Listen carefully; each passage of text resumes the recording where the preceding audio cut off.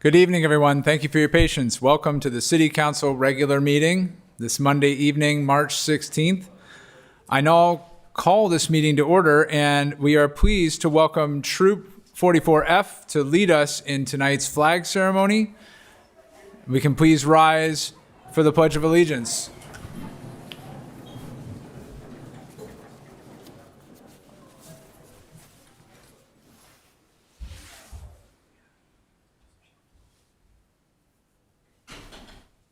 Color guard, advance.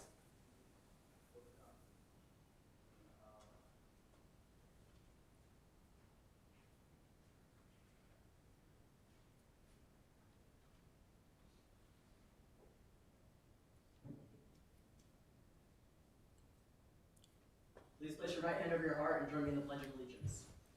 I pledge allegiance to the flag of the United States of America and to the republic for which it stands, one nation, under God, indivisible, with liberty and justice for all. Do. Color guard, post the colors.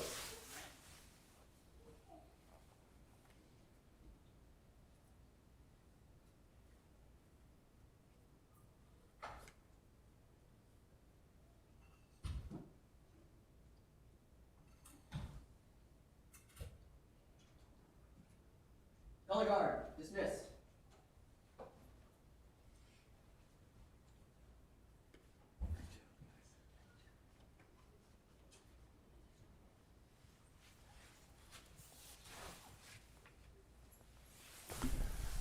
Okay, I believe we may be seated. And thank you again to Troop 44F for making that possible. Deputy City Clerk, can you please call the roll? Certainly, Mayor Lurie. Sorry. Councilmember Diaz-Nash. Present.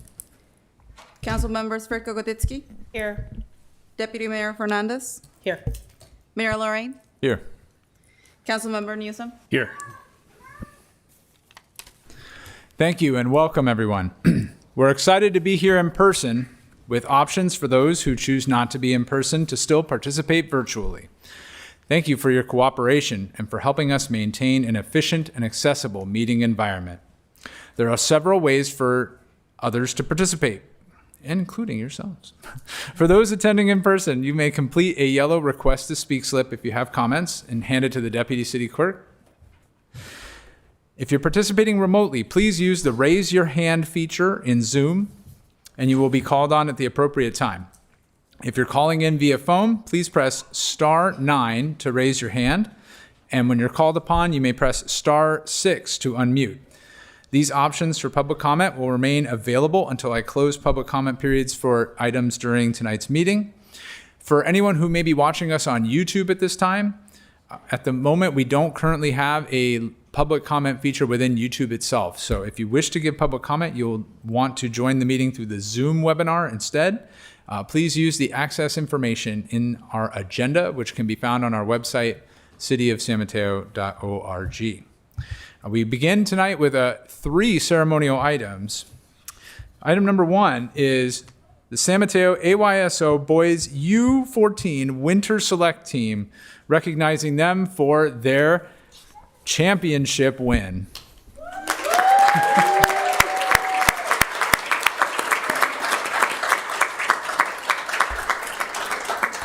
I believe we have a few words from some of the coaches of the team. Brandon Arnold and Adam Fahey, I apologize.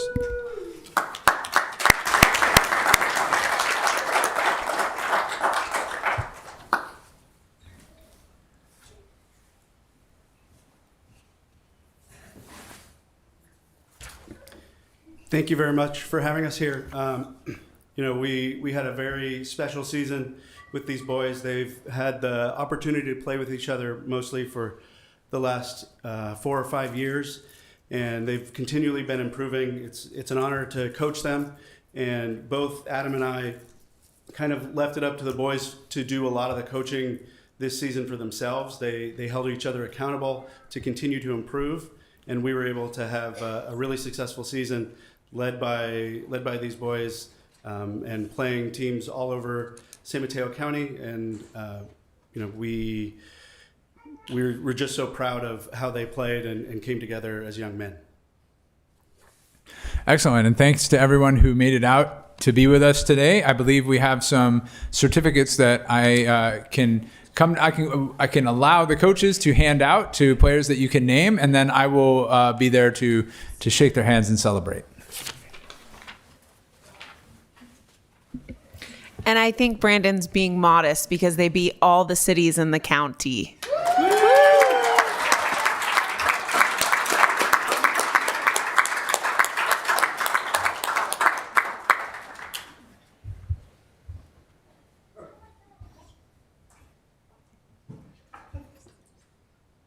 Beckett Arnold.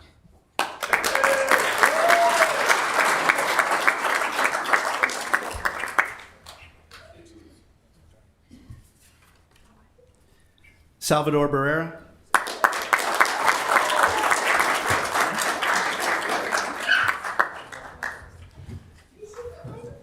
Brian Kamey.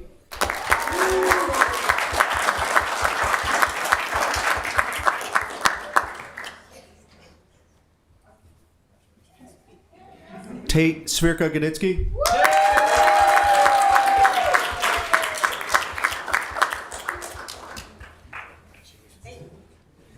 Xander Delyden.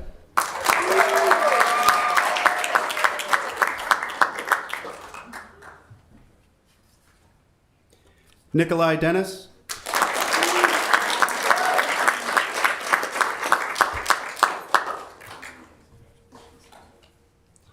Braden Fahey.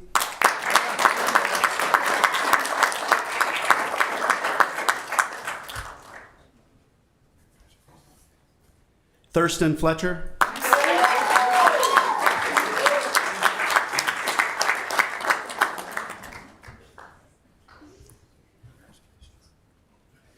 Moises Garcia.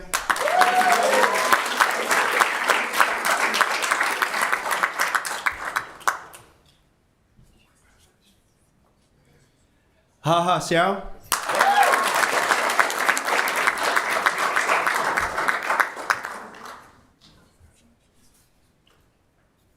Anthony Koenig.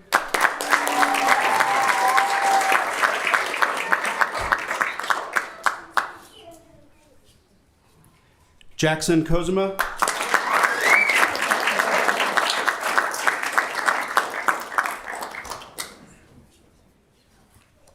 Jose Madrigal.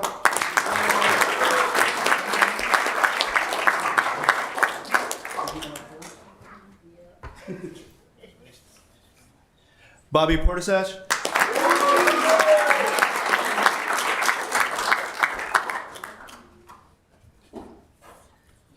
Julian Ruiz.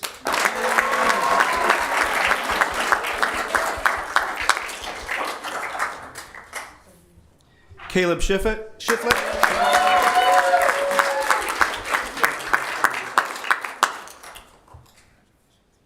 Yordi Valdez.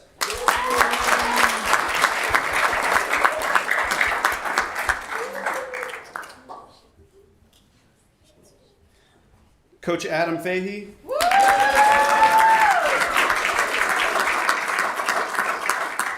And Coach Brandon Arnold.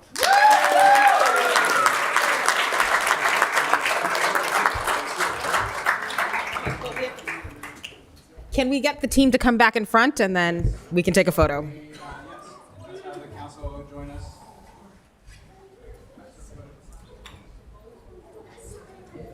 Please feel free to have a few over here, a few over there.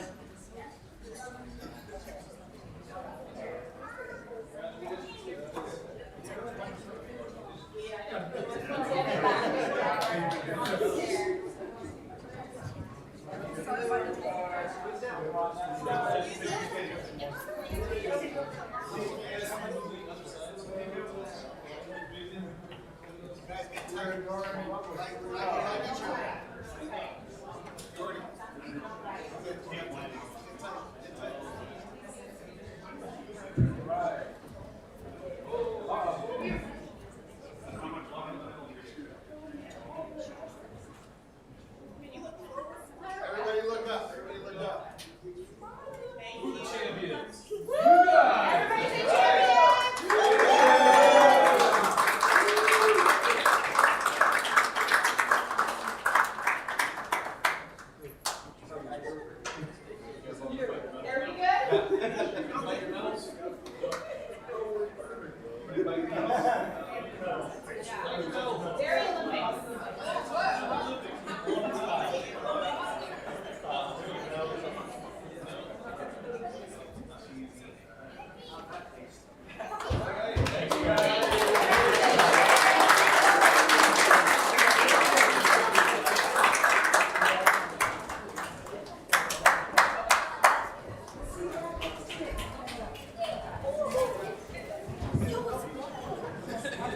Sorry,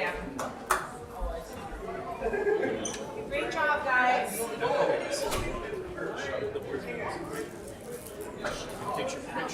Oh, maybe we should do that now. Well, yeah, if you're getting Yeah, I think so. okay, yeah, let me just ice. Yeah. For them, with us.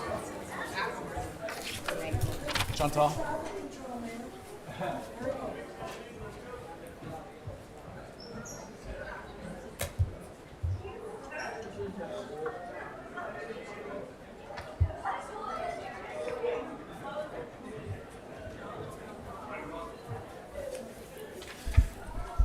So at this time, just before we move on to the next ceremonial, since we still have Troop 44F here with us, I would like to invite you to take a group photo with the City Council if you'd like. Maybe we could do that to commemorate your contribution to tonight's meeting. Thank you very much.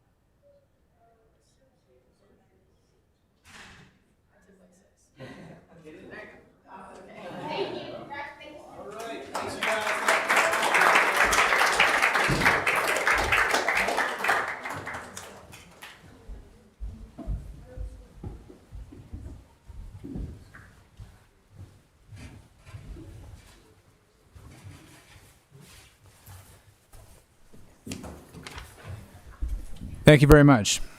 Now we have ceremonial item number 2, a presentation by At-Risk Youth Foundation. And with us tonight, we have Tully, who may have a presentation. Please come up to the dais and share a little bit about your organization. Thank you for being here, and thanks to others part of the foundation who are here as well.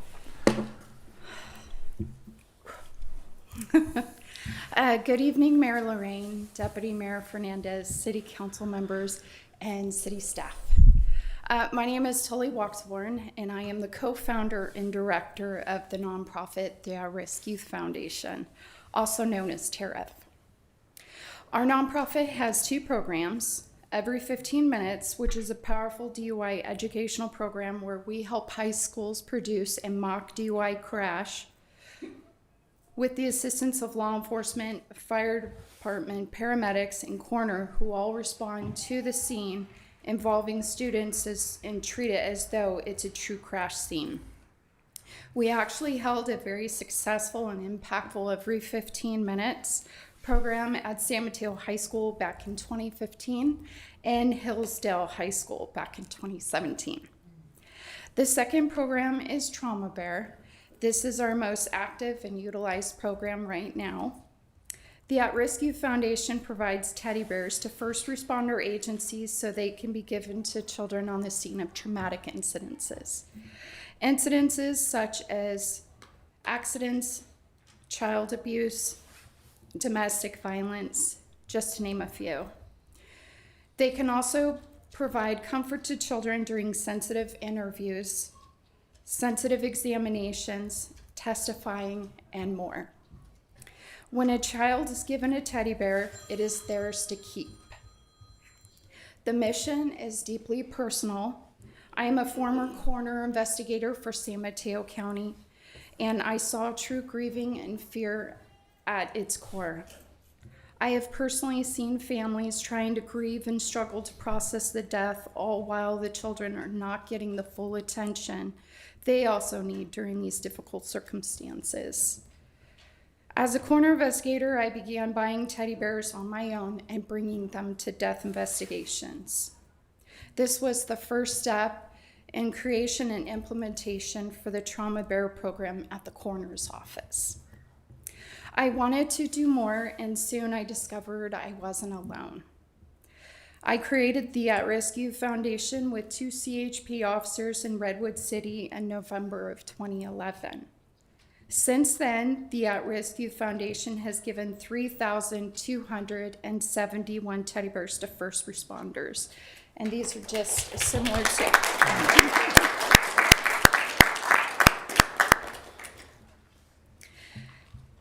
The At Risk Youth Foundation, these agencies include law enforcement, fire departments, paramedics, and the coroner's office. And at times we have given to CORA, Community Overcoming Relationship Abuse, and North County Mental Health Juvenile Department. I have personally given teddy bears to impacted children. It has had a profound effect on me.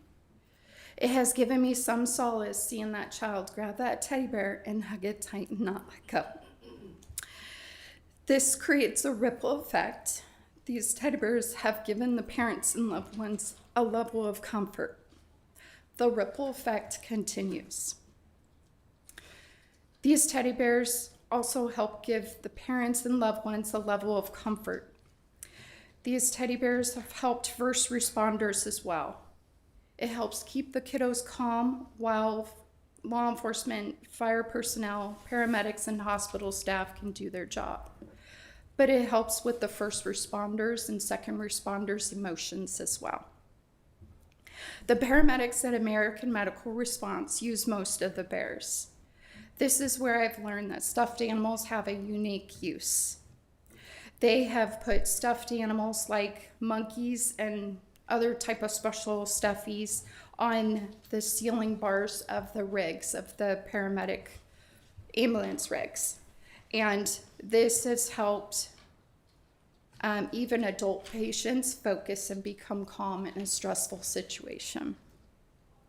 The At Risk Youth Foundation is 100% volunteer-based, and thanks to donors in the past and a grant from the San Mateo County Measures K Fund in 2017, we are able to continue our mission and passion. I want to say a special thank you to all of you for coming out to our most recent annual First Responder Teddy Bear Drive with Build-A-Bear Workshop at Hillsdale Mall in December. This was our 5th year partnering with Build-A-Bear in San Mateo, and we received a record-breaking donation of 406 teddy bears. Wow. The teddy bears collected at this event were donated to AMR, San Mateo County and Santa Clara County, the San Mateo County Sheriff's Office, and San Mateo Police Department. Thank you for your time, your support, and allowing me to share the heart of Tariff with you this evening.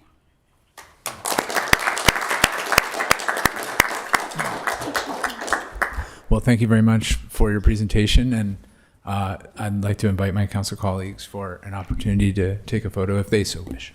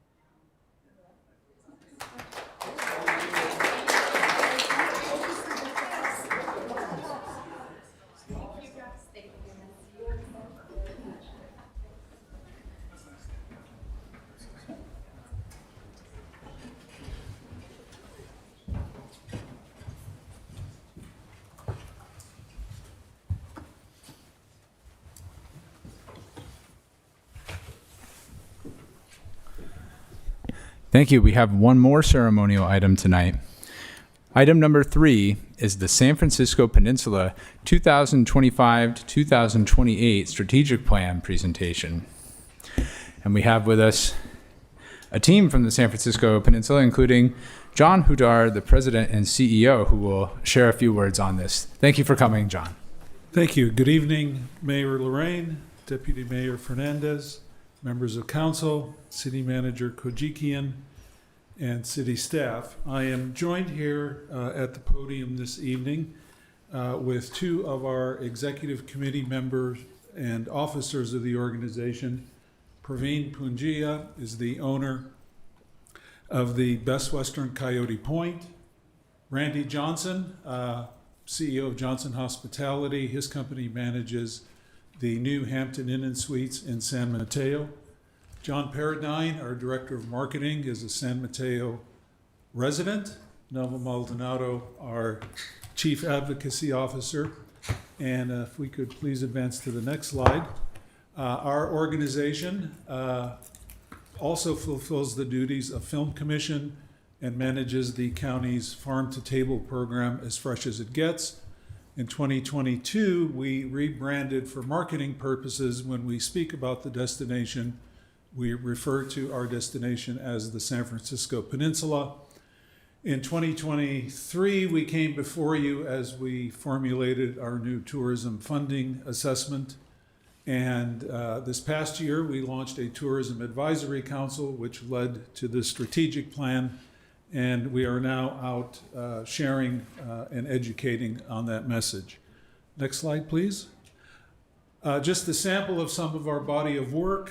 Here are some references in our social media marketing work, pointing out the highlights of our cities. In the case of San Mateo, Fieldworks Brewing, the lovely Japanese gardens, Urban Ritual, and this is one snapshot that these combined campaigns received 34,000 views, almost 2,000 interactions, and 242 reshares.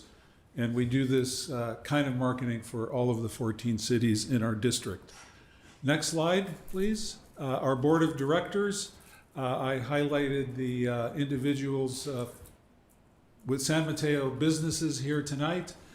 You can see a thread that we have representation from all of the 13 cities and county on our board, and a few non-hotel businesses such as San Francisco International Airport, the rental car industry, 2 restaurateurs, and Mitch Postal from the Historical Association. Next slide, please. During 2025, we stood up an advisory council on 7 threads of our community: education, business, government, hospitality, labor, parks and rec, venues, community at large, and worked with a facilitator to develop the plan, which I'll get into next. It is based on 3 pillars. Next slide, please. The first, to support destination asset development, and it speaks to 3 objectives: advocate for significant upgrades to the San Mateo County Event Center, analyze opportunities to develop additional tournament-grade sports facilities throughout the peninsula. You had a little example of that here earlier with the soccer team. Business travel tends to occur Monday through Thursday, and then there are 52 weekends, which we feel are ripe for sports tourism. We feel that if these conversations are robust, it'll take us down the path of developing a tourism master plan so we can get input and have a cohesive strategy throughout our 20 cities in the county to welcome tourism and grow the tourism economy. Next slide, please. The second pillar, endeavor to maximize the destination experience, analyze the opportunity to develop an annual destination event, and we are happy to announce 4 of them coming up, which I'll mention in a moment. There are some gaps in the Bay Trail, and there are parts missing, parts that are done in a superb manner, and parts that need attention. And we feel that we have a place to work with the communities throughout the peninsula to get the word out on the robust music and nightlife that could add to additional visitation. Next slide, please. And the last pillar really speaks to organizational excellence, getting out into the community more with meetings such as this, and continue to work with our advisory council and continue the dialogue on how we can grow tourism. This Thursday, next slide please, will be our annual luncheon, and we will celebrate tourism and its impact in the county. We will share with you before we leave our 2025 annual report that is officially unveiled Thursday afternoon, but we felt being here tonight, you have it. Thank you.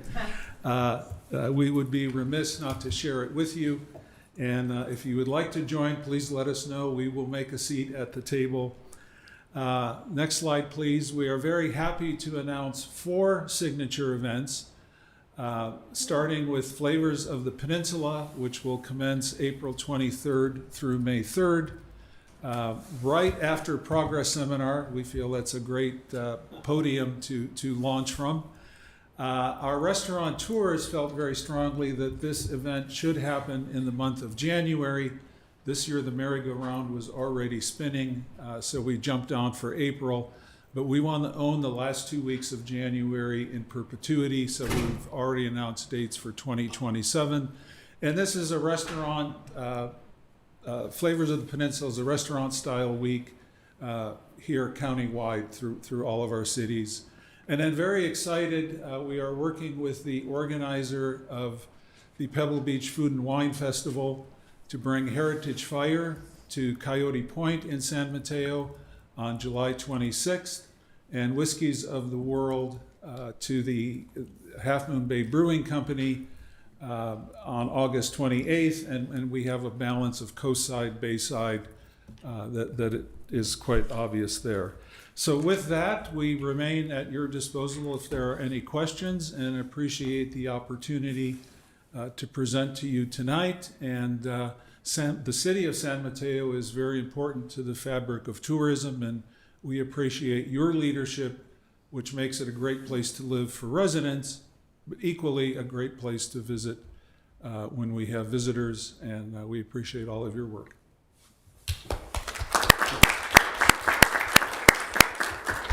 Excellent, and thank you all for coming. I particularly appreciate having folks who represent San Mateo businesses, as well as executive board members who and parts of the team who are part of San Mateo for representing tonight.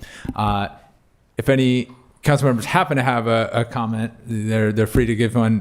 Thank you, Councilmember Diaz-Nash. Thank you through the mayor, and good evening, John. How are you? And welcome the entire group. We are so grateful for all the work you're doing. I'm interested in what feedback you can give the city as to how, particularly around our downtown, it's really become more and more vibrant, more and more popular. But how can we, as we look at events, make them more attractive to the broader tourism groups? Well, I'll lead off and then jump in, please, team. We work very closely with Economic Director Chen and the Chamber of Commerce, and the steps taken on B Street and creating that mural, the nightlife, that is all very, very positive and very interesting when we bring social media influencers into the region, travel journalists, etc. In the previous meeting, there was a comment about the San Mateo Marriott, and that is a huge loss for your budget, for our budget, and beyond budget, to lose a 500-room hotel with substantial meeting space was just a profound negative impact. Unfortunately, we're not going to solve that this evening, but the path you are on, I would say, please continue and continue to make it a compelling environment as you have been. And we understand resources are thin and there are all kinds of constraints, but anything we can do throughout our destination to make it unique, different, something that this individual won't have in their backyard at home is a win-win. Excellent. Well, thank you very much for being with us tonight. And thank you for the report. And if you'd like a photo, yeah, I'm happy to come We'd up. love a photo. Very good. You're welcome to join me anytime.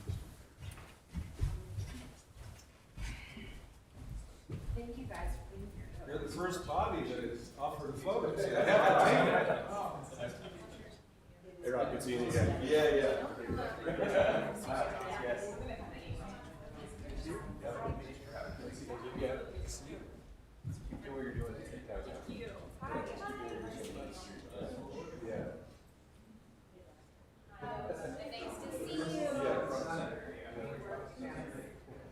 Visit San Mateo. 1, 2, 3.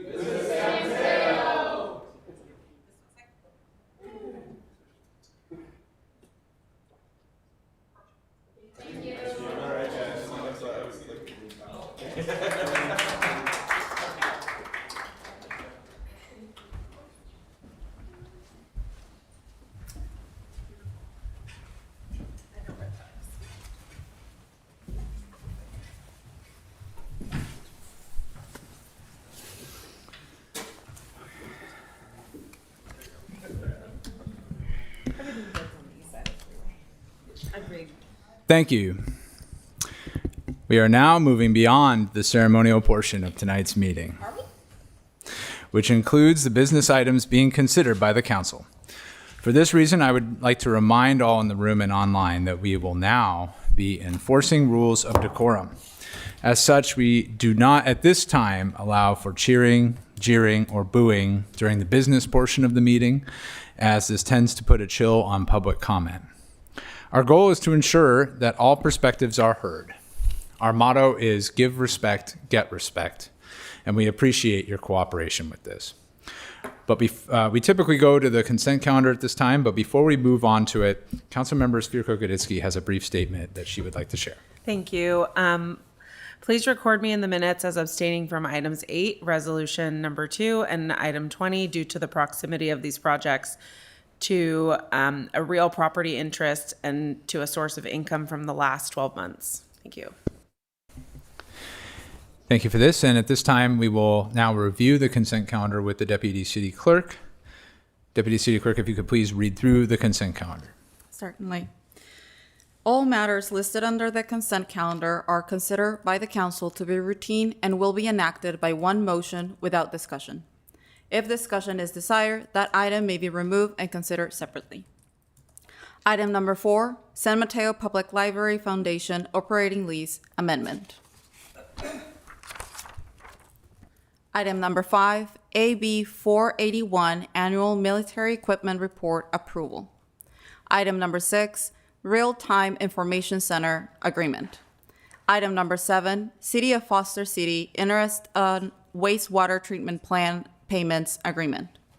Item number 8, Citywide Capital Project Appropriation Amendments Adoption. Item number 9, Microsoft Enterprise Agreement Subscription Increase Approval. Item number 10, Customer Relationship Management Software and Services Amendment. Item number 11, City Council Meeting Minutes Approval. Item number 12, Temporary Sign Placement Enforcement Policy During Election Periods Adoption. Item number 13, Operation of Leaf Blowers Ordinance Adoption. Item number 14, Reach Codes for the 2025 Code Cycle Ordinance Adoption. Item number 15, Citywide Fire, Life, and Safety Inspection Testing and Maintenance Services Revised Agreement. Item number 16, Citywide Street Reconstruction Phase 5 Agreement. Item number 17, Dr. Martin Luther King Jr. Resiliency Center Program Manager Amendment. Item number 18, Villa Terrace Closure Project Funding Agreement. Item number 19, East 41st Place and Pacific Boulevard Trash Capture Project Contingency Increase. Item number 20, Regional Measure 3 Funding Request Approval. And finally, item number 21, Marina Lagoon Spot Dredging Project Bid Rejection Approval. Thank you. Is there any member of the council who would like to pull an item for the consent calendar? I have a question for the city attorney, if I may. Mr. City Attorney, I had to recuse myself on the Villa Terrace item when it came in front of the council because of my real property, and it was not noticed that I had to recuse myself on this item. Do I have to? If you recused yourself previously, then I recommend that you ask to be recorded as abstaining from that item. Okay, may I please be Yes. recused on that item, please? Thank you, Deputy Mayor, for that. Does anyone else wish to pull an item or have any questions on an item? Seeing none, if there are any members of the public who would like to comment on any of these consent calendar items that were just listed, now would be the time to make your comment. You can bring a slip to the Deputy City Clerk if you're in chambers, or raise your hand on the webinar at this time. Deputy City Clerk, do you have any public comment for consent calendar items only? So for consent calendar items only? No, Mayor Lorraine, we do not have any requests to speak. Okay, I will close public comment on the consent calendar and entertain a motion to approve. Before that, if I may. So on item 21, just for the public, just so there's no confusion, can we explain why we're rejecting the bid for dredging? We'll have our Public Works Director come Thank on you up. so next time. much.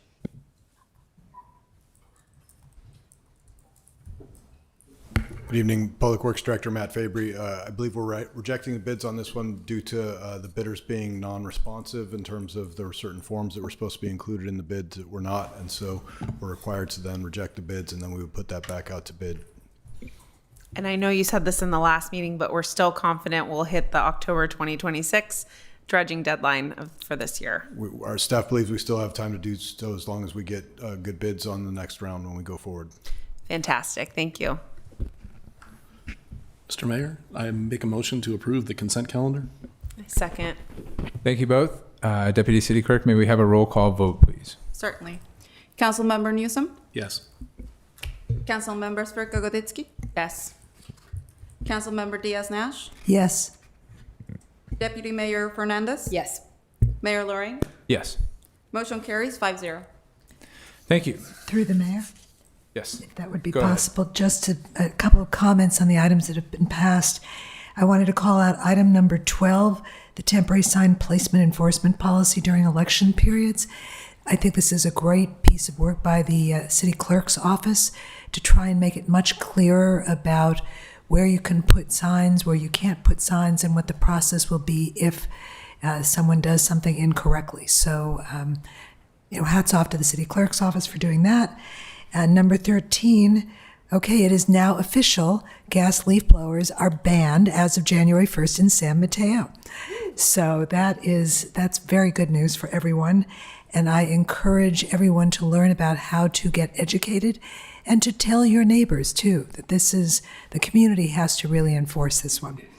And then number 14, the reach codes for the 2025 code cycle. This is going to be really, really helpful for our efforts to clear the air, improve the sustainability of our community. So I just wanted to call those three things out. Thank you, Councilmember. At this time, we'll move to general public comment. So this is the period in the meeting in which members of the public who wish to comment on an item that's not on our agenda tonight. You may address the City Council at this time. State law prevents council from taking action on any matter not on the agenda, but your comments may be referred to staff for follow-up. This public comment section is generally limited to a total of 15 minutes. However, that is subject to council's discretion and can be extended if council wishes to do so. If needed, an opportunity for additional public comment may also be provided later in the agenda. Deputy City Clerk, can you please tally requests to speak on general public comment? Certainly. If you wish to speak on general public comment and you're participating remotely, please raise your hand now. If you are joining us in person, please deliver your yellow request to speak to me now.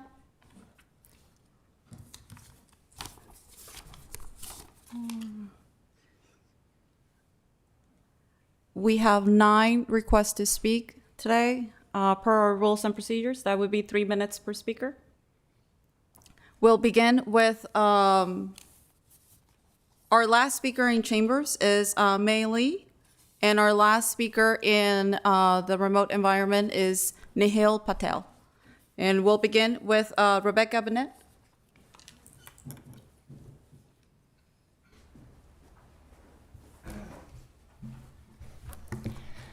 Hello, my name is Becky Bennett, and I live on Calmia Street in District 1.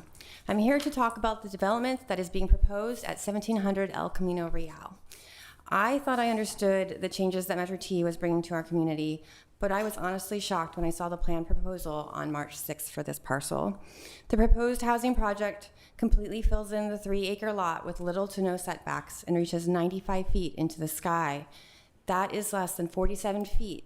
There is less than 47 feet between my neighbor's property line and that of 17 El Caminos. Because this lot is to the southeast of the abutting neighborhood, and because the plan pushes the bulk of the 8 stories against the residential side of the lot, the proposed building will blot out the sun for a significant portion of the surrounding community, particularly in the winter months when the sun is low on the horizon. My husband and I are definitely not experts, but we fiddled around with the SunCalc website, and we estimate that we will receive as little as 2 hours of sunlight during parts of the winter at our home. This would be absolutely devastating for my family, and I suspect for many of my neighbors. When you look at the map for Measure T, most of the designated parcels for high-rise housing are surrounded by mid-rise parcels, which softens the transition into the single-family home neighborhoods. In fact, this was one of the promises made by the city when they added Measure T to the ballot, that it would prevent high-density housing directly next to single-family homes. Unfortunately, this lot is directly next to single-family homes, and because of its position relative to the neighborhood, it has the potential to cause great harm. I'm not here to argue against building high-density housing here. I understand why it's needed, and I also understand that there's not really much that can be done about it at this point. But what I am asking for is your attention and your help. There are a lot of new developments coming to San Mateo, and it could probably be a little bit overwhelming to look at all of them. But I feel strongly that lots where the high-rise development abut single-family homes are going to need your special attention because their design could significantly impact the surrounding neighborhoods. For this project, something as simple as moving the 90-foot wall to the business-facing side of the lot and introducing a tiered building design could really improve the situation for me and my neighbors. I will be at the community meeting tomorrow where I hope to discuss these issues, and I'm hoping as this project moves through the permitting process that you can support our community in minimizing the impacts these developments will have on our homes. Thank you for your time. Thank you. Our next speaker is Marjorie Ruiz Hidalgo, followed by Anna Sverkogoditsky.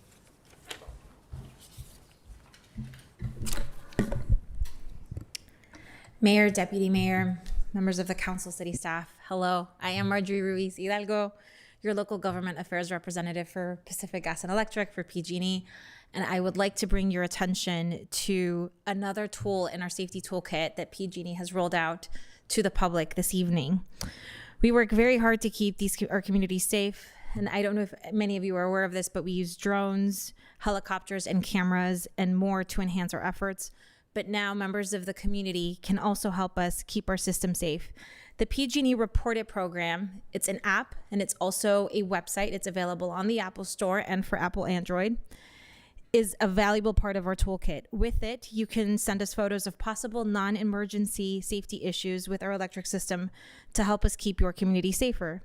The PG&E Report It app allows members of the public to submit pictures, submit it to our safety team, track the status of these submissions, find submissions made by others, and follow the submission all the way through to conclusion, so you can see the findings.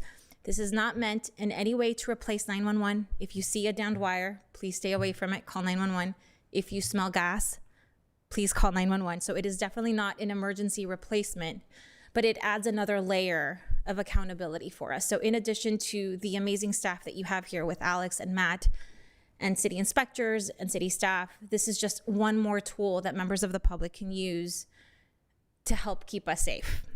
I would also like to point out that this website also has tremendously helpful visuals. So members of the public often don't understand the difference between communications lines and our electric lines, nor should they really have to. But if you look at the visual, it tells you where is what on the pole. And I think that can also add in a layer of psychological safety. So I will be sending out the website and this information through the city clerk and make sure that you have it. And my hope is that as we step into the summer season, I know all of us get calls from the public and escalations. People are concerned. And so we want to be able to have a way to track those concerns and follow them through to conclusion. I know last year you and I were concerned about wire and trees in San Mateo County. And so I think this will be an invaluable tool to members of the public. So I will send it out through Alex, and I will send it to all of you, and there will be links. Again, this app is available on Android and Apple. It is easy to use, and it is called the PG&E Reported app. If you put it in Google, I believe it's the first and second result on your Google results page.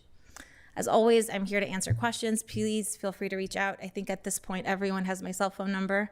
I think many of you have used it. Please continue to use it. I'm here. Thank you. Thank you. Our next speaker is Anna Svergogoditsky, followed by Maylee. Good evening, Mayor, Council, City staff. My name is Anna. I'm a senior and a resident of Shoreview. I'm here to bring to your attention a funding opportunity for San Mateo, potentially several grants for 4 years under the Federal Older Americans Act. The city knows about this funding and is expected to apply for the King Center Senior Lunch Program, maybe one or more other areas. San Mateo County issued a request for proposal, but they are due on April 19th, so there isn't much time. I urge the city to commit the resources necessary to review all funding areas such as supportive services, congregate and home delivered meals programs, disease prevention, health promotion, family caregiving, and assisted transportation, and more. The city could work with other organizations providing services for the elderly. I know the grants are competitive, but San Mateo elders have a lot of needs, and I would like to see a new infusion of funds. If we miss this opportunity, we will have to wait 4 years for the next request for proposal. Thank you. Thank you. Our next speaker in chambers is Maylee.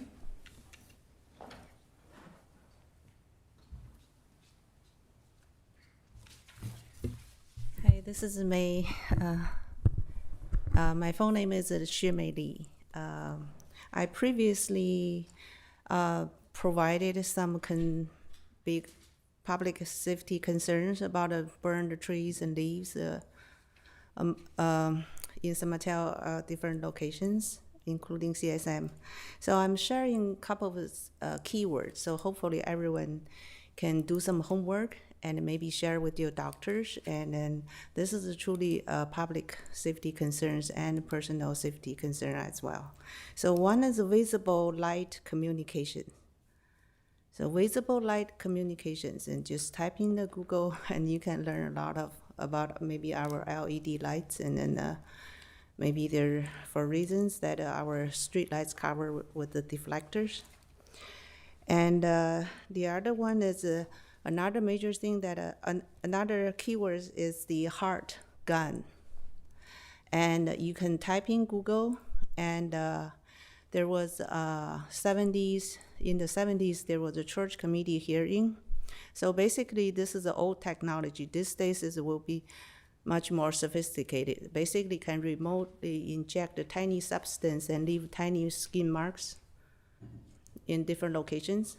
And what I'm talking about this is what I truly believe, that we carry biosensors, not knowing it. And we can add all that kind of things together. Another keyword is a human augmentation market.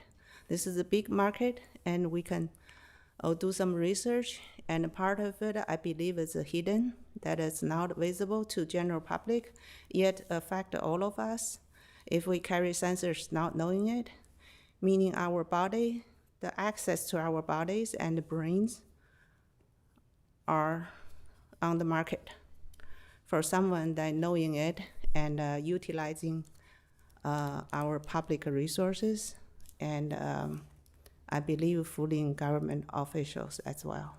And this is not based on, there's no color difference, no skin color difference, and no country difference. This is a truly public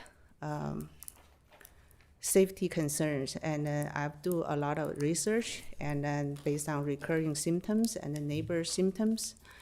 And I hope city officials and if you guys want more information, you have my contact.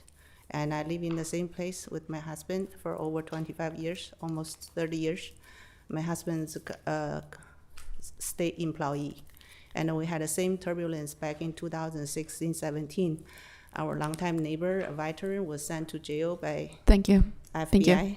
So Thank you. contact me if you need more Thank you. information. And now moving to our virtual environment, our last speaker in our remote environment is Nihil Patel, and our first speaker is Katie Milligan. Please unmute your mic. Hi, I would like to first let you know that the Zoom meeting link that you all provided is invalid. I know a lot of people who were trying to attend this meeting and are unable to. I had to go backwards and find the ID and put in the password. So the link is invalid. I'm not sure if you did that intentionally. No, we we updated the link just for awareness. The link has been updated, and Well, that must have just happened, right? it happened about 20 minutes ago. No, 20 minutes ago I tried to log in and it didn't happen, but it didn't work. So I'm just letting you know. As per your earlier meeting that you guys were discussing traffic study, my topic is the proposed detox center, 69-bed detox center at 101 North the El Camino Real. Interestingly, clearly San Mateo does a great job of traffic studies. I'd like to know what traffic study you all have done for that. It's a particularly dangerous intersection, and it will cause a lot of backup traffic. So have you done a traffic study for that? You're not going to answer that? Sorry, ma'am. State law prevents council from taking action on items not on the agenda tonight, but we can bring your Well, item then, anyway, for follow-up. So I'd like to further pursue that to find out what traffic study you've done. Also, given that the San Mateo City Council was aware of the location in November, at least, probably in October, why is it no one notified any residents of the possibility of this center, and that we only found out about it through Nextdoor, not through our elected officials, but through Nextdoor? That's how we found out about the 69-bed detox center. I'm shocked by that. Lastly, Prop 1 requires that letters of support from the county, the city, and adjacent residents be included in their application. I'd like to know who from the city council wrote a letter of support and how we can get access to that. Thank you very much. Thank you. Our next speaker is Tassos Zografos.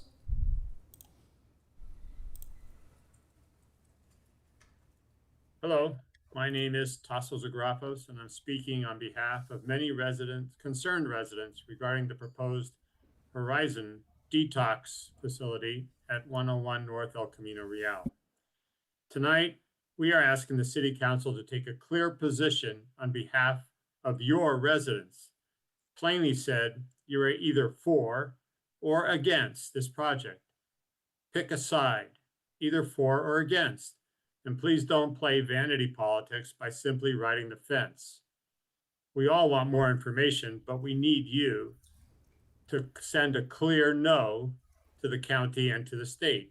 We're asking you to formally and firmly say no and oppose this project and put an immediate stop to this project from moving forward until the community is fully informed, and that means you as well, and the ability to have meaningful public engagement for all of us.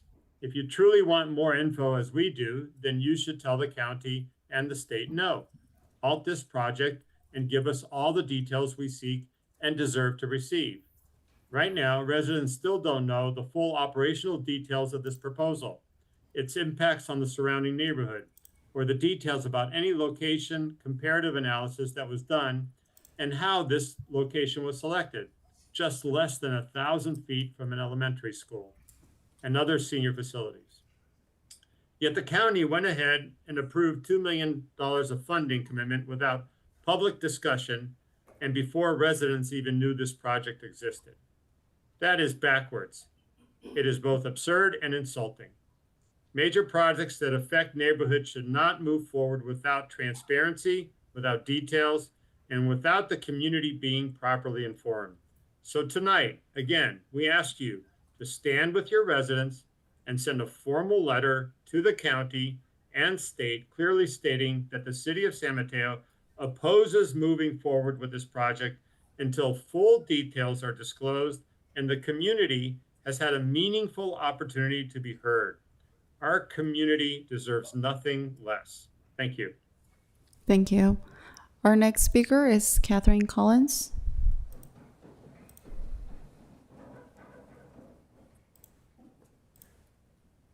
Good evening, Mayor and council members. My name is Catherine Collins. I am a San Mateo resident and I am the vice chair of the Board of Trustees at the Episcopal Day School of St. Matthew, which is a pre-K through 8th grade school with 285 students located at the corner of Baldwin and El Camino Real. I'm speaking tonight regarding the proposed Horizon Detox and Sober Center at the corner of El Cerrito and El Camino Real, just 800 feet away from this school. This is a sponsored program and partnership between Horizon Services and the County of San Mateo. Speaking plainly, the County of San Mateo and Horizon Services have failed this community by advancing a project of this scale and intensity without meaningful outreach, transparency, or engagement with the residents who will be most affected. When outside agencies fail our community, the responsibility to stand up for San Mateo residents falls to this council. State law may limit certain regulatory powers available to the city, but it does not limit your duty to advocate for your constituents, to demand transparency, and to ensure responsible land use and safety planning, especially when a project of this magnitude is proposed in the heart of a residential neighborhood and adjacent to highly sensitive populations and a vibrant downtown. This proposal would be the largest detox facility in the 9 Bay Area counties with 69 beds, and it would be located within 800 feet of Episcopal Day School, within feet of multiple senior housing communities, and so many residential family homes. Residents have not been informed. We should not have to fight simply to be informed or to be heard. The community is asking the council to take 4 actions. First, agendize a publicly noticed special city council meeting on this project with the county and Horizon present. Second, send a formal letter to the state grant agency clarifying that meaningful community engagement did not occur prior to funding this application. Third, provide a clear inventory of sensitive land uses within 1,000 feet of this site. And fourth, request that the county and state evaluate alternative locations within San Mateo County. We are simply asking the council to take these reasonable steps to stand up for your constituents and to ensure transparency, accountability, and responsible planning for our great San Mateo community. Thank you. Thank you. Our next speaker is Catherine McDonald.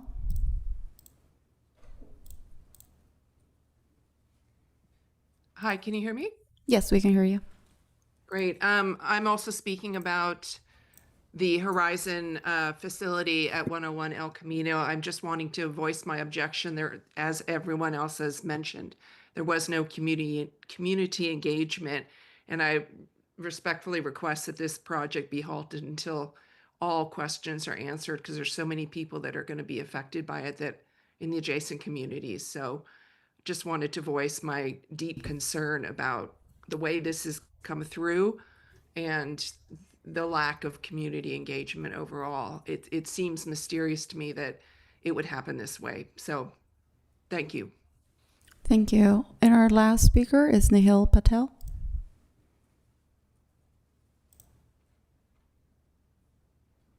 Thank you. Thank you for taking the time.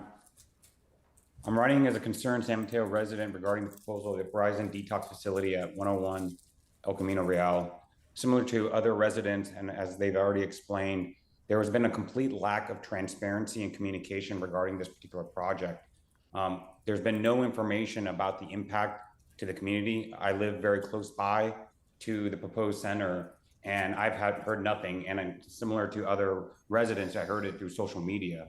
As far as I'm aware of, there's been no study regarding the safety, the traffic, as well as the land use compatibility of this particular site. I've never seen anything when even talking to some of the county officials about other sites that were considered. As other residents have already pointed out, the decision to put this site with Horizon was made without any community involvement months prior to any residents being made aware. Most residents only heard about this project again through social media back in February 2026. I simply ask the city to stand and say no. All citizens within the county and the city of San Mateo deserve to have transparency and actually be informed about a project of this magnitude. So I formally request a letter of opposition where we basically say no to this project until we can learn more. What sites were considered? Have we considered the community impact? And have we adequately communicated with the community at large? Thank you again for your time, and I formally request a letter of opposition. Thank you. Thank you.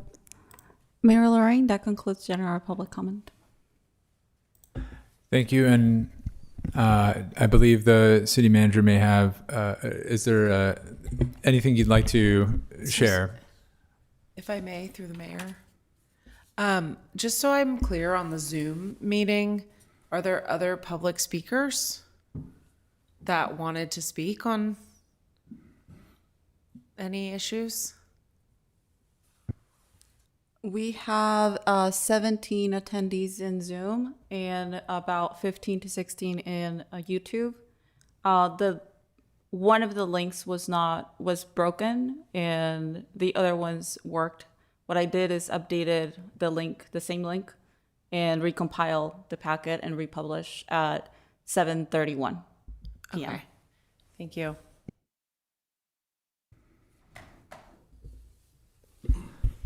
City manager. Yeah, so I'm happy to respond to the public comments that were coming in regarding the proposed Horizon Behavioral Health Facility. So I want to first and foremost state that this is not a city project, this behavioral health facility. This is a Horizon, which is a nonprofit, and it's sponsored by the County of San Mateo. And with the sponsorship of the County of San Mateo, there had to be a formal grant application that was submitted, and I believe that went in front of the Board of Supervisors for approval in October 2025. And that was in order to go after $25.5 million in state funds for this project. Additionally, the county approved to provide $2 million as part of this project as well. So they're a funder and a sponsor of this project. They're partnering with a nonprofit Horizon. The city has no involvement in this project whatsoever with the application. I'd look to you guys. I don't know if any of you guys did a letter of support. Nothing came from the city on a letter of support for this project. I'm seeing no one on the council provided a letter of support for this project either. Additionally, the city's anticipating a future development application for this project. That's when the city does get involved. But this future application, what we've heard from Horizon and the county, they will be using State Assembly Bill 531, which basically limits the regulatory oversight of the city in the permitting process. So when you have residents talking about what traffic studies have been done, what other studies, there needs to be no studies with the state AB 531 law. It basically supersedes and overrides the city's regulatory capacity on this project. And that is what is being utilized in order for this project to proceed forward. It's a ministerial approval, an approval that doesn't even come to this council. Just being very direct with you. Horizon held a virtual meeting in February of this past year. In response to that, Council Member Lisa Diaz-Nash asked this council to give direction to staff to go ahead and send a letter to the county in order to ask that the county hold and host a meeting regarding this project, and with the city promoting that meeting as well on all our comms channels. We have asked the county to provide us the details. This meeting is supposed to take place on March 24th at 6 p.m. at the San Mateo Event Center. And so we're waiting to get the details from the county so that we can really promote this far and wide to our community. So I'm hoping that we get something this week on that front. Additionally, I would say that the county has also requested that staff participate in this meeting on March 24th, and I have notified county representatives that I have not received direction from this council to have staff be part of that meeting or take a formal role in that meeting. At this time, the only direction I've had from the council is to, one, request the county to host a meeting for our residents to engage on this project, and two, for staff to go ahead and promote that meeting as well. So with that, I've also had conversations with the county manager as of recent, because it was a surprise to us that the county, or not the county, but Horizon was awarded the state grant of $25.5 million last week, as we were told this entire time that a decision would happen in June. But the governor fast-tracked the approval of these grant funds almost 3 months earlier than what was stated to us as staff on that front. And so with that said, the city is awaiting an application that Horizon will bring forward, and then we would have to process it within the guidelines and parameters of State Assembly Bill 531. And my understanding is that Horizon went ahead and looked at this property and this site, and it must check all the boxes in order to be able to get that ministerial approval on this. And then just going back to my discussion with the county manager, my understanding is that that $25.5 million of grant award that has come in is tied specifically to that site. Can't go to any other site. And so that's kind of where we're at today. Overall, as city manager, I found out about this, I believe, in October, and I've been PRA'd in all my emails, and I've been advocating to the county, or really demanding of the county and also of Horizon, that I demand that they need to engage this neighborhood and this community as soon as possible. It went all the way through till December of this year, early December, where I also sent an email because I had not seen the engagement happening, that I said, if they will not engage, I will go ahead and engage. Even though it's not a city project, we're still learning about the details. There's nothing for us to really share at this point in time because we don't have those details. We have to wait for a formal application for the city to then get involved in the regulatory process or the permitting process overall. And so with that, I know that Councilmember Lisa Diaz-Nash went to the Daily Journal, and the Daily Journal went ahead and published a news article on this back in December, I believe it was. And then I believe that from this time where it really got on people's radars was finally Horizon. They went ahead and mailed initial notices that there's a potential project on the horizon should they get a grant award. I think that happened in January or early February. And then what happened after that was then there was a mailing, my understanding is, to those addresses that were nearby. They might not have hit all the addresses because I heard complaints from our residents as well on this matter. And so where we're at today is Horizon had their own virtual online meeting. They don't, from a legal standpoint, they didn't have to do that. They did that. And then we have demanded that the county host a meeting, that's scheduled for March 24th, and then looking for any further direction from the council at this point in time. So thank you.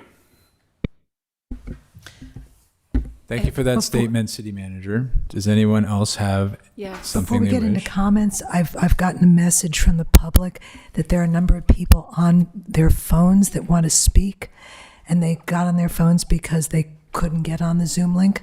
So is there anything we can do? Natalia? Yeah, I'm sorry. I was picking up my daughter and I was listening to you, but I wasn't able to join you via Zoom because Zoom link wasn't working for me. So I just wanted to say that I've been, since you mentioned Mayor, it's up to you if you want to. Do you want to ask? I think before we get, I was just asking a technical question, Mayor. Okay. And what was that? Was if there were people on the telephone who wanted to be able to speak and they couldn't. That was, so just. Yeah, Deputy City Clerk, do you have a sense of? I mean, is there are there folks who are trying to reach us? Have we learned anything? You know, it sounds like we have at least one person who came in, but do we have more who wish to give public comment who are now in the Zoom environment? We have about 16 attendees in the Zoom environment. We have 2 that joined through the phone. Nobody has their hand. I see Tassos Ografos has his hand raised. However, any other attendee doesn't. I have not received any emails. The link, however, for one of the agendas seemed to be requesting a passcode, which is part of the agenda itself. At the top and the title, it has a meeting ID and passcode that depends on the settings for your Zoom account. So how about we do this? Do you want to go and look if anyone who hasn't spoken, give them an opportunity? There's only 16 people online, and it looks like there's one in the audience, Mayor. I think maybe if there's an opportunity, given that there are multiple ways to get into the meeting without necessarily giving public comment, if we wanted to try and broadcast the current information for how to access the Zoom webinar to give public comment, the updated one for people's information, and if others who have heard it want to share it for a moment, we could take a brief recess maybe and allow for people an opportunity to make use of that. And then we could reconvene, check for public comment, reopen public comment for a brief period. And we could take one for anyone who hasn't already previously provided public comment. Yes. Would that sound okay to? Okay. Yeah. All right, we'll do that. Does that? Okay. Yes, please. Thank you very much, City Manager and Deputy City Clerk. 5 minutes. And yes, I suppose we could take one. Yeah. Well, let's take this if that's all right. First. Please. Question. As I was listening to Alex, he said that the city has very limited powers to. One moment. We want to get you on there, so I don't hear you online. Go ahead. Okay. Oh, okay. As I was listening to your comment as far what city can do about this project, you said that, and what I read in those papers that were provided to us is that city can only deny this project based on the objective design standards, which is, what we can do. I live on a lot adjacent to the Banki Clinic, and our building was built in 1977. According to the old fire codes, we all share fire lane with the Banki Clinic, and it's a very long fire lane. However, Banki Clinic will be redeveloped. They cannot add any more dwelling units to that site according to the current fire code. And I was trying to, I wrote Lisa, you saw my 2 letters, I'm waiting for your answer. I've been to the fire department, I went to the planning desk, I can't get that answer. There are a few sections in the fire code that can actually address it, on top of the discretion of our own city fire marshal. That does impede the safety of the residents. We have a row of tall cypress trees that are very dry. They don't allow for aerial access of any sort. The fire lane itself is very narrow. It doesn't allow for the modern fire trucks. And our building, because of the height and the story count, and also because of the length of that fire lane, it has to be, it's longer than 150 feet. We are basically, our fire safety will be compromised, and as well as our evacuation route and escapes. So I'm asking you to please get with our fire marshal and our planning desk, and maybe they can proactively advise Horizon facility that this cannot be built. They cannot add residential units, and that's exactly what their application says. They want to add 56 residential beds. Would you like me to respond? I think maybe if we now take our recess, reopen public comment for those who are going to join virtually, take it all in, and then allow for a staff response on anything captured. And Deputy City Clerk. Through the mayor, I just want to add, if you wish to provide public comment, please, the link can be found in our website, cityofsanmateo.org, under agendas and minutes public meeting portal. You will go to today's regular meeting, and there you will find a link. If it is asking you for a conference ID, that would be, it is listed on the agenda, but I will read it for everyone. It's 886-6437-1438, and a passcode, if it's requested, it's 900817. Thank you. Okay, I appreciate that. And we'll just take a recess at this time for 5 minutes and return. Thank you.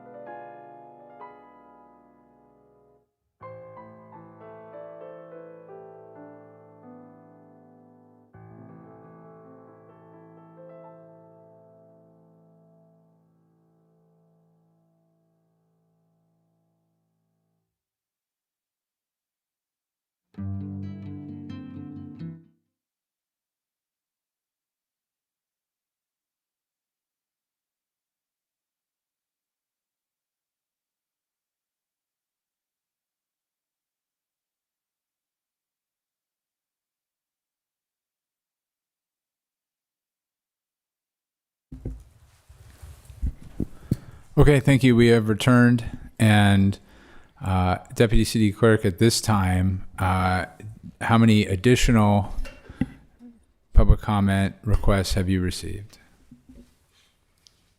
If you wish to provide general public comment, please raise your hand now or provide me with your request to speak. We have 3 requests to speak per rules and procedures, 3 minutes per speaker. And we'll begin in chambers with Jean McCarthy.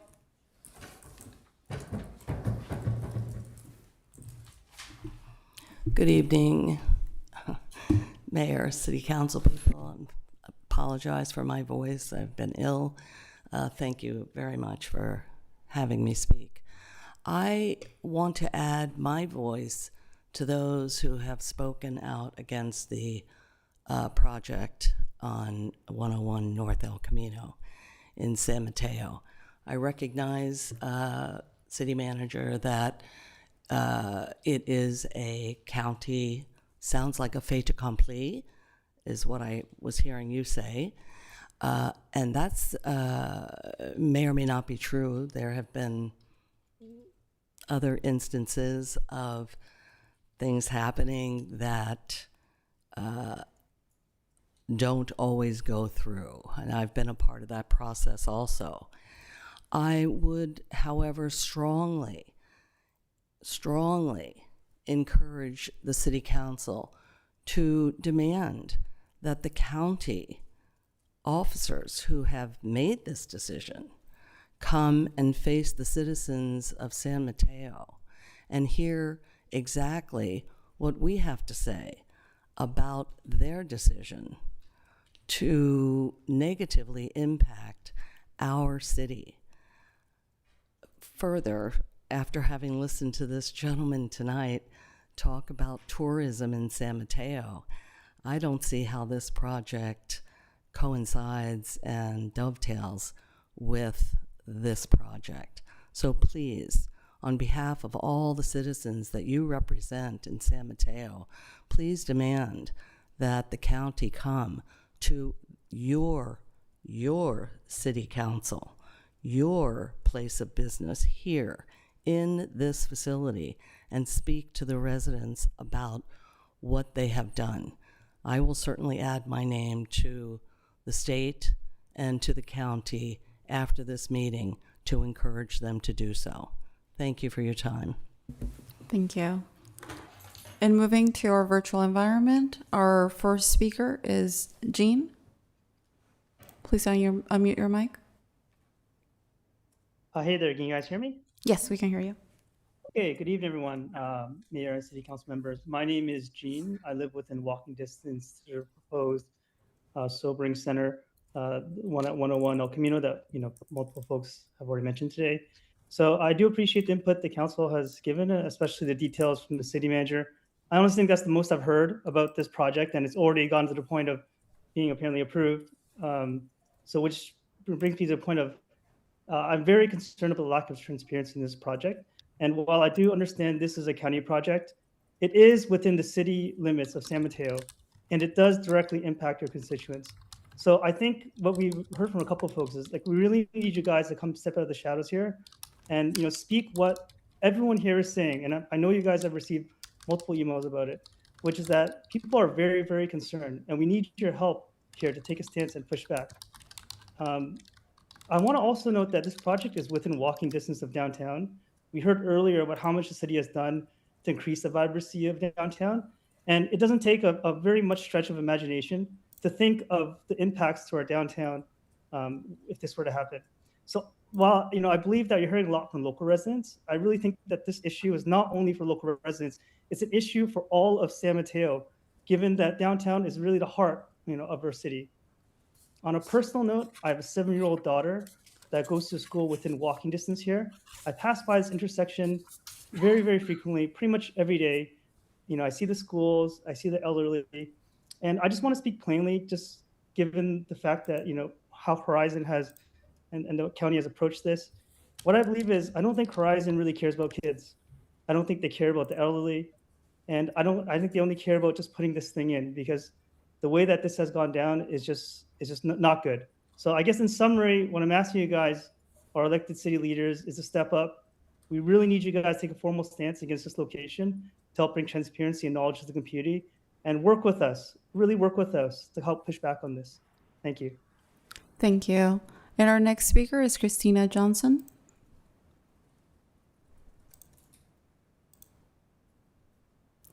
Christina, please unmute your mic. Good evening, City Council.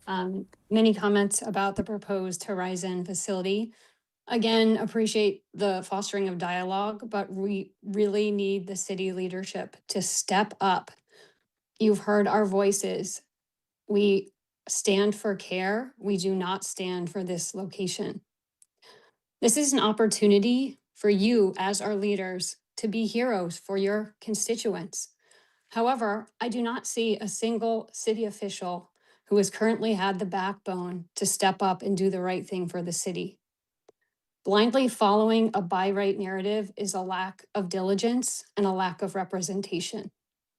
This facility is unprecedented in size in the Bay Area, 69 beds, high intensity.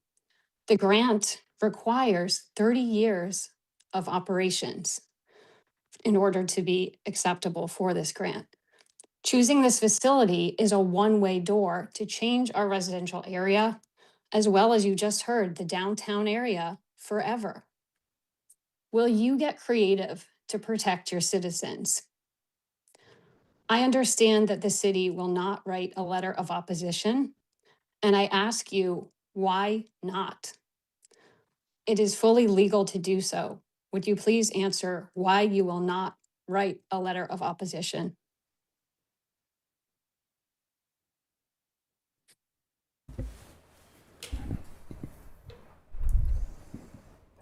And if you're able to address that, I would. No, we are not. I apologize. Do you have any further comments?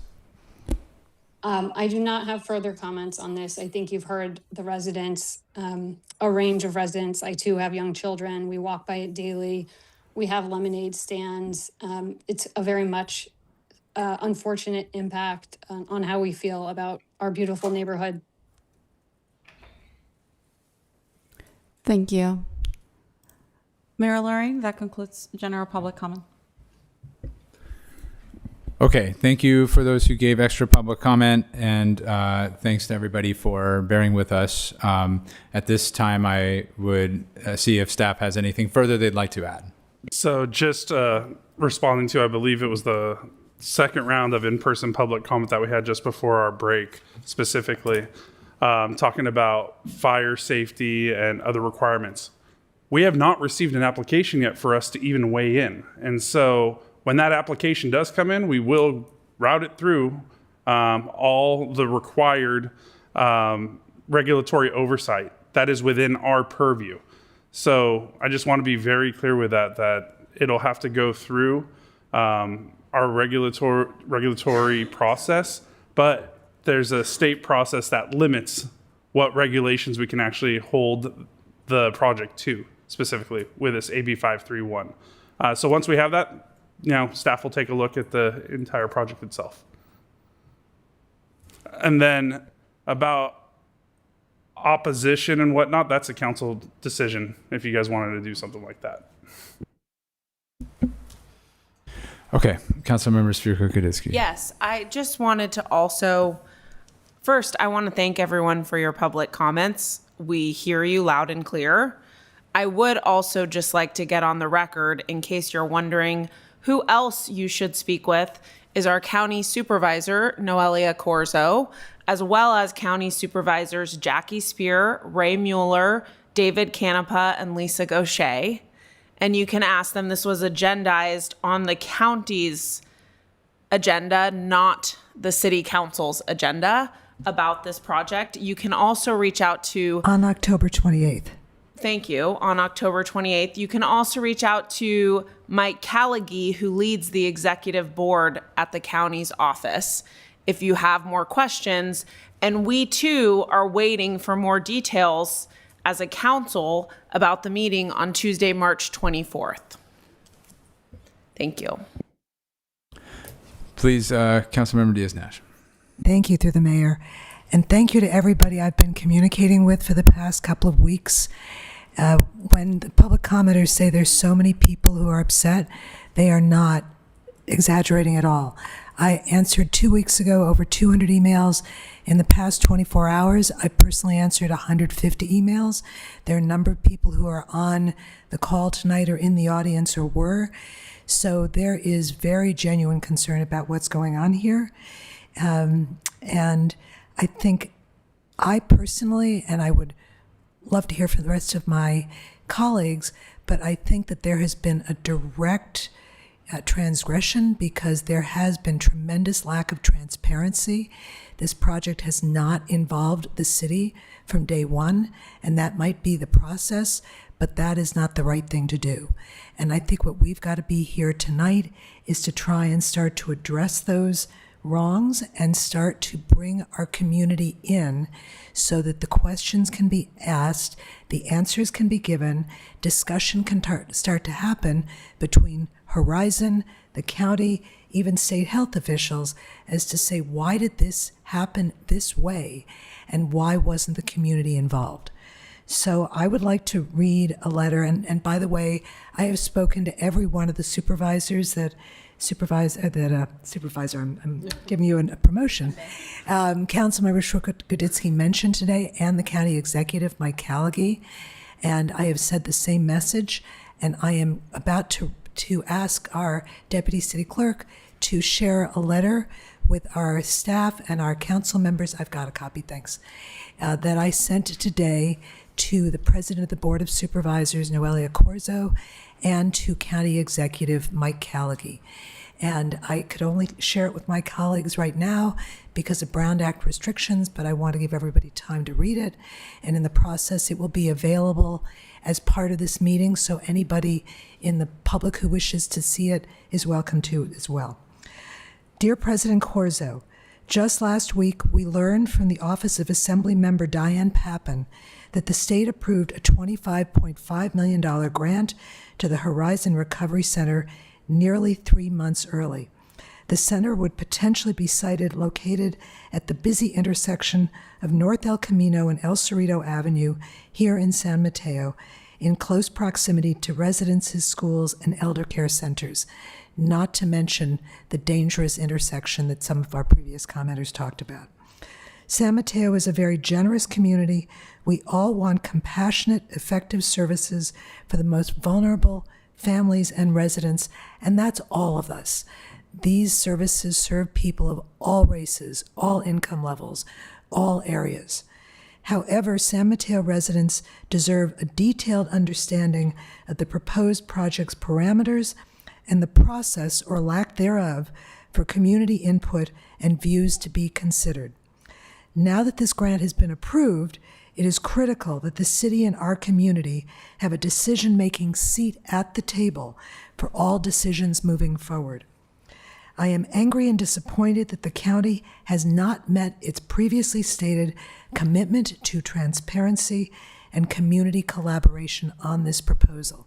And our city manager, as an aside, speaks the truth. We have not seen a proposal. We have not seen anything. And until we receive that, we cannot look at it from a staff perspective. So at this evening's city council meeting, I will be requesting that we schedule a special city council meeting for the sole purpose of discussing this issue. And for those of you who need to know, I need to get majority support from the council, so that's at least 2 other people agreeing with me to have this meeting. I will request and expect for that meeting that high-level state, county, and Horizon decision makers attend this public meeting to respond to our questions and share their plans to address our community's concerns. And I should also say that I've reached out to Horizon CEO Jaime Campos, and I look forward to speaking with him as well. Without significant resident engagement and input as a foundational part of this process, I will not be able to support the siting of this project at the current planned location. We need to have talk, we need to have community input, we need to figure out what is going on, and that's the foundation for anything going forward. Thank you, President Corzo, for your attention to my request. As always, the city is prepared to work collaboratively with the county to address major issues and concerns for all of us, but such has not been the case so far on this project. So I would open this up to comment and questions from my fellow council members, but ultimately I would request that at least two others, hopefully everyone, agree that we ask for the county, for Horizon, and state officials to come and hold a meeting as the community has requested here to talk about the process and procedures. I am fully supportive of the county meeting that President Corzo is convening on the 24th. That will be the first in-person opportunity for our community to ask questions and get answers and start to have the dialogue that is so necessary to clear up questions and start to rebuild trust. Thank you. Councilmember Shukur-Kudisky. Thank you, through the mayor. So Lisa, I hear you and I thank you and I am supportive. However, I do think if the county is holding a meeting, and I would still like details on the meeting, but if they're holding a meeting on the 24th, I want to hear what they have to say first. So I'm happy to support your request, but it needs to come after the county's had a chance to weigh in on their project. Is that fair? We're talking about 6 days from now. Through the mayor, if I may respond. Yes, of course. Okay, thank you very much. We couldn't possibly organize a meeting on our own before the 24th, so by and large, the 24th is the right thing. What will happen at that meeting and what the community has asked for and what the supervisors are supportive of is an opportunity for the community to ask questions that we've heard tonight. What I want to have happen at the meeting afterwards, whenever we can organize it, is to start talking about the procedures, the process. Why did this get to this point now? That is not, that is going to be much more in the weeds. And I also would like to ask that a working group start that would be made up of Horizon staff, the community, the county, probably the San Mateo Police Department, to really go into the weeds on the procedures and the process. So I think those two things, absolutely, I don't want the meeting on the 24th to get bogged down with, let's talk about this process and this regulation. This is the opportunity for the community to talk. But there's going to be other reasons why we need to hear from the county and Horizon, and that's why I'm respectfully asking for support tonight to agree to that. Others have something they'd like to contribute. Councilmember Newsom. Sure. Thank you. Through the mayor. Council colleagues, Mr. Mayor, I just want to also express my sincere concerns with this county project. Not because of what this project does. The city of San Mateo has a long history of supporting detox and rehabilitation centers and programs. I have family and friends that have utilized these services in this city. We have great programs in San Mateo like Project 90, the Vendome, Hacienda House, and even an existing smaller Horizon facility on Palm Avenue. The city of San Mateo is welcoming to programs for those in recovery, and I stand by that we should continue to be. The concern with this project is that the impacts it will have both because of its size and because of the location and the impact that they will have on the neighborhood. My message to our county supervisor colleagues is that if we, as a city council, have learned anything in the past few years, it is that moving quickly without community engagement just to acquire funding deadlines often does not go well. It's important that our PD are brought into this that we can address the security concerns and safety concerns for our neighbors, I think that we as a city must do whatever we can to ensure that our community's concerns are heard and addressed, so that the county and Horizon can move forward steadily and deliberately to make sure that wherever this project is installed, it's done right for our residents and the Horizon clients. Thank you.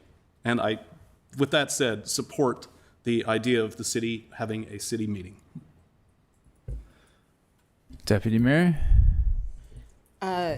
Thank you. Councilmember Diaz-Nash, I still am not quite getting the difference between the meeting that's going to be happening on the 24th versus the special council meeting. Forgive me. Please. If you wish. Thank you. The meeting on the 24th is an opportunity for the community to start to ask questions. It's an hour and a half. It's at the event center. Please, everyone come. But it will not get into excruciating level of detail that we need to get into.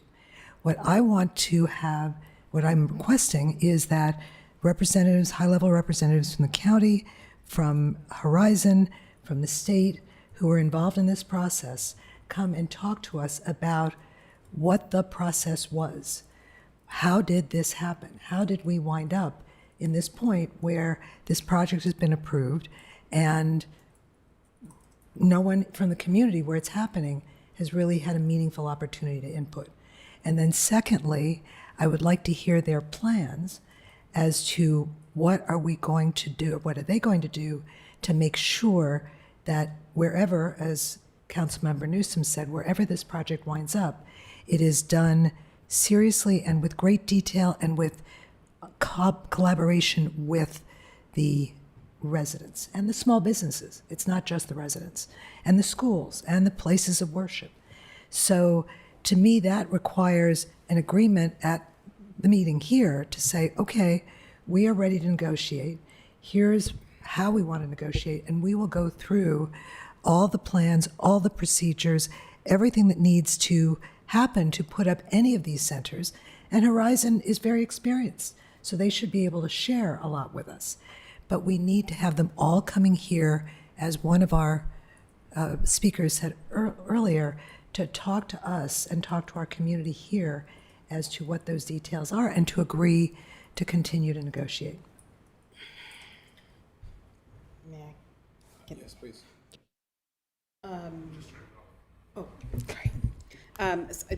So I appreciate it. It does feel a little bit like, with regard to the process, that the horse has left the stable. It feels a little bit like an autopsy. Like, I'm in as much as, like, we were already at this point. So what is the utilizing the staff time that we're going to have to put into that? And I'm actually not supportive of us sending staff to a meeting like that on the 24th. I don't think we should be a panelist. I don't think we're not a stakeholder in this project yet. I would not be supportive of that. It feels a little bit to me like beating a dead horse unless I see an agenda. So that's my perspective. And I don't know how to this whole project in some ways reminds me of what happened in Millbrae with the La Quinta project, in as much as the project moved forward without community engagement, and the result was that the county eventually had to drop the project.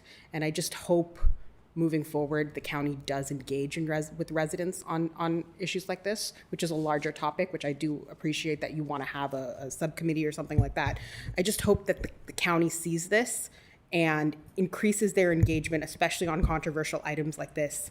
And maybe to add to the request, if you were going to do something, I would love to see us, in anticipation of the 24th meeting, perhaps we could request County Manager Callaghy to ask him to engage additional county staff or resources to do more outreach in anticipation of that meeting, meaning having county staff walk the blocks surrounding where the proposed site is so that we can make sure every neighbor is hit. That feels like a county responsibility to me. Okay. Thank you. Thank you. And I have spoken with County Executive Callaghy, and he has agreed to do additional meetings. Great. So that's wonderful. And I also would not ask the city staff to go to the meeting on the 24th. So that's two. Is there a third? 3. So if I might, I mean, I'll just note that, sorry? I was just saying there's 3 of us who do not want to have staff go, so I just want to say, just note. Yes, I would agree with that. That said, I imagine there will be some council member attendees. And I certainly am interested in hearing, like learning. If I can participate in the meeting as an attendee, I would like to. I'll defer to the proper legal procedure for how many can potentially join. But I do. I think I just heard Councilmember Diaz-Nash. You mentioned that the county executive has agreed to more meetings beyond this meeting on the 24th. Is that right? So to me, if that's the case, then I think that's what's needed. As they are the partner for this program, this project, I agree with Councilmember Svirko-Goditsky in that I want to learn more in this upcoming meeting that we had requested through a letter at the last council meeting here. Before, and to me, I can sense that given that today is the 16th and that meeting is the 24th and some folks have not yet heard about it, the city manager mentioned we haven't received the resources we intended to have to share it and advertise that people attend it, that there should indeed be more meetings beyond, or at least one more meeting beyond this one, because not everybody will get to attend this one, it sounds like. But I feel that I would like to, learn more from the county on their outreach plan before specifically demanding something happen here at City Hall. It seems that we shouldn't necessarily have to have the meeting here. If it can be in San Mateo, if this one is at the county event center, it provides an opportunity for people to gather and learn from those who have put together the project, the details of this project. But at this time, I feel like I would want to start with next week's meeting, follow up with county staff and the board on plans for the next meeting, advertise that as soon as possible, and then get a sense from the community who had the chance to attend that first meeting, what more is required, and potentially revisit at that time. That would be my preference. So I guess there's 2 different ways of going about this. You can either look to schedule an upcoming special meeting, or I've heard from the mayor to maybe wait, see how the county meeting goes, and then you guys can decide to do that down the line. So looking for direction. Through the mayor, if I may. Yes. We requested this over 2 weeks ago, and for all I know, this is hearsay. There is no agendized meeting on the 24th that I can find anywhere online, not on a county website, certainly not on ours, because we haven't been given anything. So my suggestion is that we do agendize a meeting with the idea that we could move it out to a further out date. But at least then, we now have a meeting on the calendar, and we're walking the walk by saying we're communicating and giving people the opportunity to be heard. And for that reason, I continue to support the idea of us agendizing a meeting in the future and after the 24th, because that gives an appropriate amount of time for people to attend. +1 to Rob's comments. So I see a council majority then if Yeah, Councilmember and I can support that, but I want to make sure that it is specific to your point, because we can't wait 3 months while we go talk to people. This is happening. If this is approved, they want to get started this summer, so we really do need to move. So I am comfortable with putting the meeting on the agenda if my council members, the majority agree, and then continuing to work with the county and with Horizon, because we really haven't had a chance to hear from Horizon either. So, So would you say to look at the next 30 days to schedule a meeting, a yes. special meeting? Yeah. Is that okay? But with the 30 days, you're okay that in the next 30 days? Okay. I have direction. Thank you. Okay. Thank you very much. Can you and- just reiterate what the direction is, please, so it's very clear? Okay, direction that I've heard from the council, one is that we will not be formally sending staff to the March 24th county meeting to have a role in that meeting. Two is that we'll look to schedule a special meeting in the next 30 days and invite the county, Horizon leadership, and state officials. Is that correct? I'm seeing nodding heads. Okay, I see 3 nodding heads. Okay, thank you. Okay. We will now move on to our next item of business. Item 22 is a public hearing for the 2026 solid waste collection rates for the 2026 rate year. This is a public hearing, and we have a presentation by Jack Johnson, our waste management supervisor. Mr. Johnson, thanks for coming.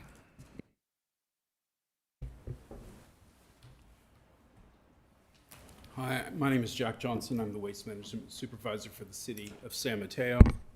And we are joined also by...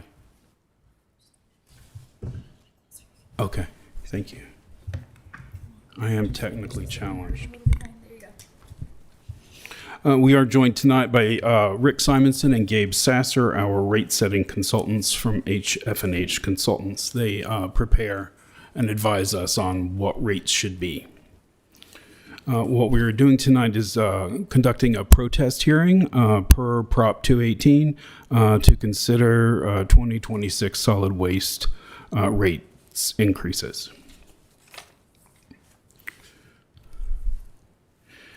The request of council tonight is to conduct the 218 protest hearing, and if a majority protest does not exist, staff recommends approval of the 2026 solid waste collection rates that were included in the Prop 218 notice and available on the city's website.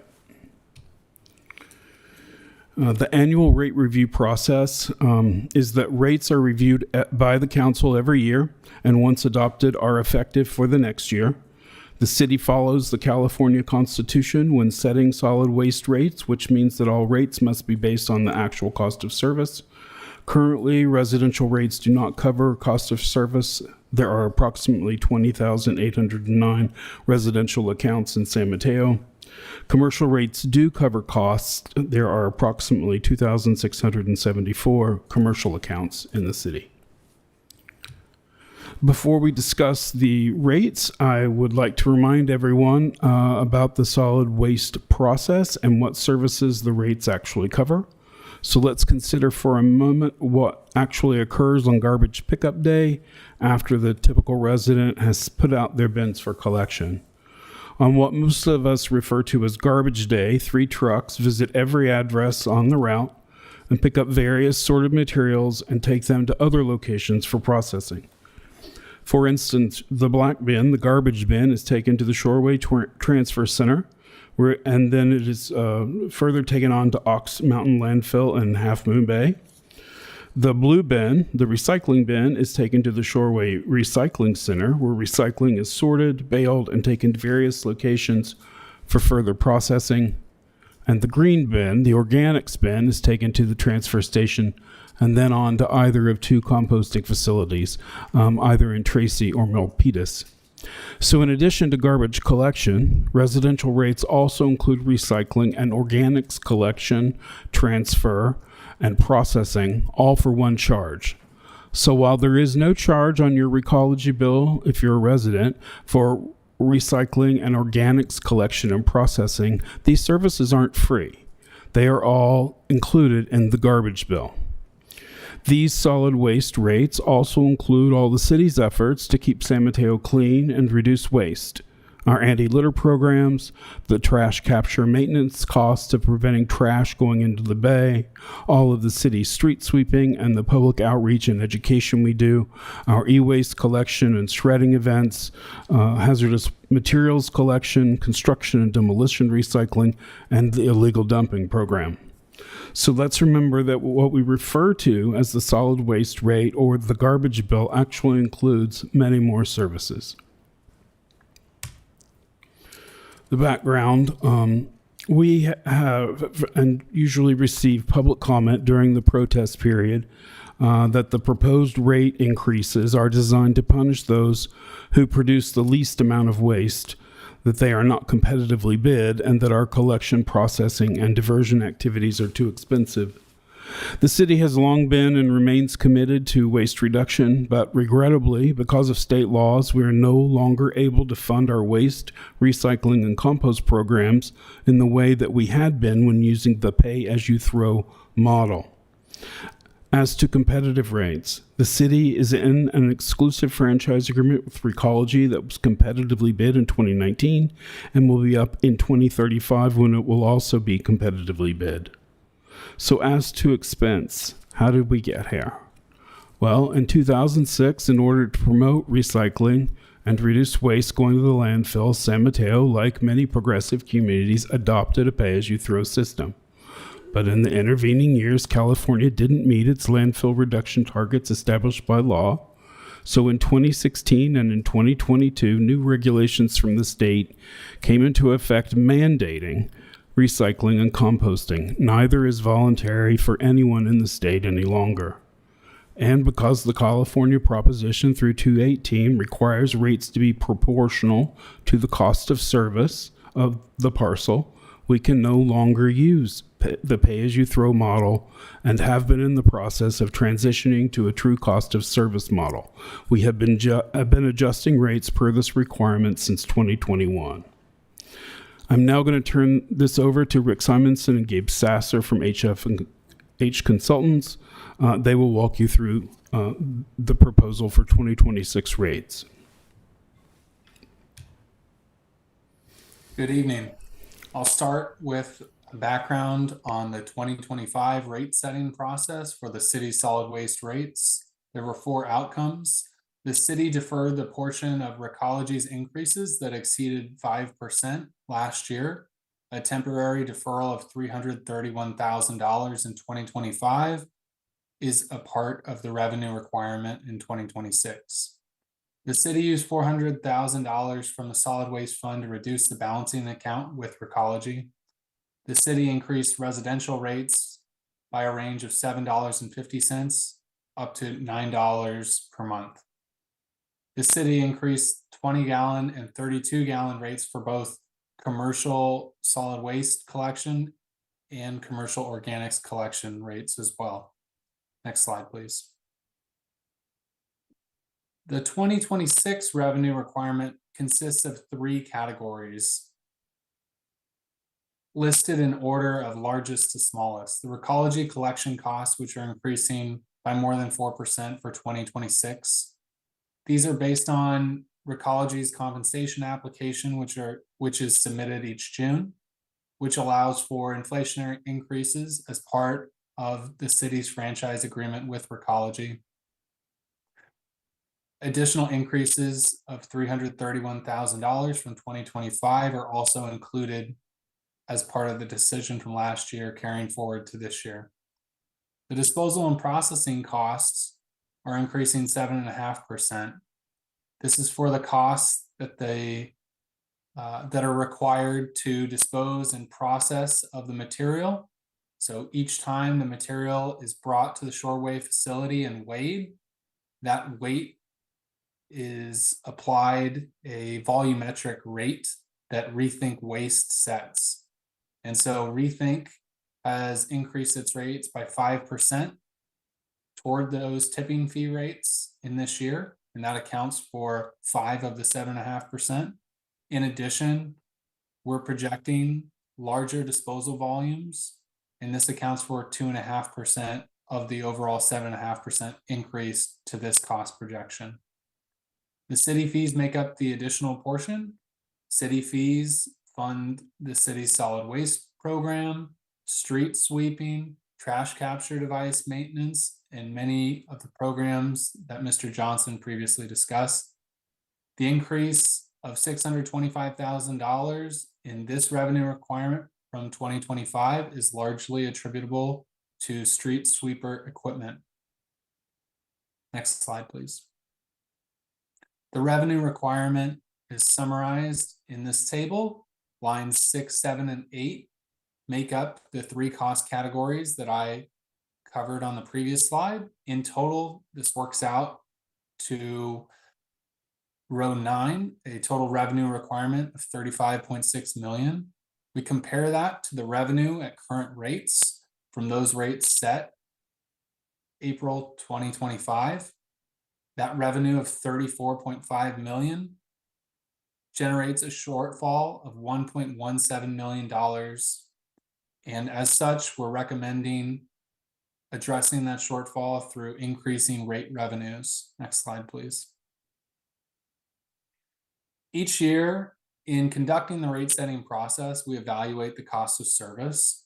And as you'll see in the table toward the bottom of this slide, that residential rates are not meeting their cost of service, as indicated by the difference between the rates currently being charged and the 2026 cost of service base rates. The percentage indicates the comparison of that difference column to the current rate. Those percentages may be large in some instances, but they are declining in that the difference between the rates being charged and the cost to serve each level of subscription is going down over time. And that's evidenced by the graph toward the top of this slide, where those percentages have been declining over time as the city continues its plan to realign all rates to the cost of service. And this is year 5 of that plan. And so, next slide, please. We're recommending increasing the residential rates to address the cost of service by the proposed rates shown in the column that's bold on this slide. These are the rates that were mailed via the Proposition 218 notice to all ratepayers. And these would require changes to the monthly rates as shown on the slide. And those changes range from a minimum of $4.16 to a maximum of $6.50. Specifically, the 96-gallon rate for solid waste collection service and the bundled services of organics collection and recycling collection for these single-family residential customers, this rate would meet its cost of service by the proposed change. And that's why you're seeing a smaller increase for those customers, despite disposing of a larger solid waste volume. No increases are proposed for the commercial customers, as Mr. Johnson stated earlier, that they currently meet their cost of service. Next slide, please. The next 4 slides, including this one, consist of a residential rate comparison based on the 4 subscription sizes available to single-family residential customers, starting with a 20-gallon comparison. So this compares San Mateo's current rates, the light green, to the San Mateo proposed rates as part of this Proposition 218 notice and public hearing, those shown by the darker green, against other member agencies of Rethink Waste and other agencies within San Mateo County. So all these agencies are subject to the same costs associated with Recology's collection services and Rethink Waste disposal and processing services as part of their solid waste collection rates. Next slide, please. And this is a comparison of the 32-gallon bundled rate charged to single-family residential customers. Again, the proposed rate falls at or below the median of those compared. Next slide, please. And a similar theme is true for the 64-gallon comparison. Next slide, please. And finally, for the 96-gallon customers, this subscription level is now meeting its cost of service based on the proposed rates, which is a part of our recommendation. And again, the proposed rates fall within the median of this comparison. And with that, next slide, please. In summary, we're recommending rates such that rates must cover the cost of solid waste services and cannot be based on a progressive pay-as-you-throw or a diversion incentivized program. the proposed 2026 rates move the city closer to compliance with Proposition 218, which is the guiding principle for rate setting in California for parcel-based rate setting. Or in addition, in the rate setting process, we're always considering cost projections for the future, and there are some that are being contemplated on the horizon. Rethink Waste, formerly known as SBWMA, is considering capital expenditures and investment to its Shoreway facility. And so this is certainly a consideration for future disposal and processing fees, as well as the ZEV, or the zero emission vehicle infrastructure, that Recology would be required to update its fleet to should California implement these regulations in the future. Next slide, please. Mr. Johnson, I'll return it to you. Thank you. Staff recommends the following 2026 rates for residential solid waste subscriptions that Gabe just went over. These were determined in consultation with HF&H over a period of time, and this is what staff recommends. The rate adoption timeline this year has been that we met on July the 12th. Council approved the mailing of the 218 public notice that was mailed on the 16th of January. There was a 45-day public notice mailing period. And now we are here tonight to hear the results of the protest hearing. So the request of council is to ask clarifying questions, to conduct the 218 protest hearing, and then if a majority protest does not exist, to approve the 2026 solid waste collection rates. Thank you. Thank you for the presentation. So, let's see. Typically, I would ask for public comment first and then ask for clarifying questions. I did just see in the slide that it seemed that we would potentially ask clarifying questions first. City Attorney, do you have any thoughts? I think you could do that either way, but it's fine to ask for public comment first. Okay. But either way is acceptable. Well, I'll just, okay. I mean, I think public comment would take form in the public hearing process, no? Or is there more public comment that we would invite? So this is the time to, as part of this process, staff will tabulate the number of votes, number of protests. So you could, I think the rhythm of the hearing is to, I think, ask clarifying questions of staff, and that way you can consolidate a public comment with the tabulation of any protest that might exist. You could do it that way. That sounds great. Thank you for the guidance. And with that, I will ask Council, I will open up public comment for anyone wishing to give public comment on this item.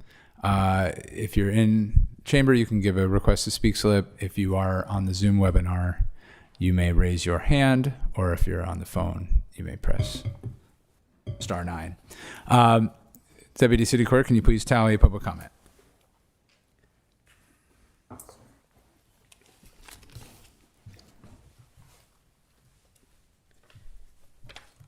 Mayor Lorraine, we have one request to speak today. Per rules and procedures, that would be 3 minutes. And Mr. Rakhuram.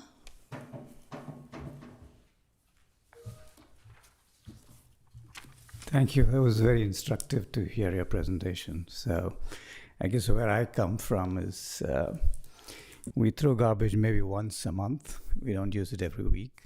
We probably recycle once in, again, 3-4 weeks, and use composting again once in 3-4 weeks. And if we go back 15 years, we probably used bulk maybe once or twice. So I guess I was looking for something that might sound like pay as you throw, as you mentioned. Yeah, and again, looking for some creative ways where we can mitigate cost increases, either through, household sharing, things of that nature. Yeah. Thank you. Thank you. Mayor Lorraine, that concludes public comment. Thank you. I will close public comment. And then I will ask my council colleagues for clarifying questions. Councilmember Sphirko-Gaditsky. Yeah, so in a similar vein to the gentleman that just spoke on slide 15, I think, Gabe, you were going through different options. I have heard from a few folks on fixed income that the cost burden is becoming too much for them. And so I do wonder, like, what we can do in those types of situations, if anything. So I can jump in and answer for you. So basically what we're limited on the types of funds that you can use. You can't use trash rates to create some type of fund for, say, people on fixed incomes or low income, an assistance fund, so to speak. But the council could, if they wanted to, establish using general fund dollars, money that you would pledge, and then we'd have to establish a program basically for people who would apply for assistance with a program. Similar like what you guys did with rental assistance, you'd do it for trash pickup. Thank you.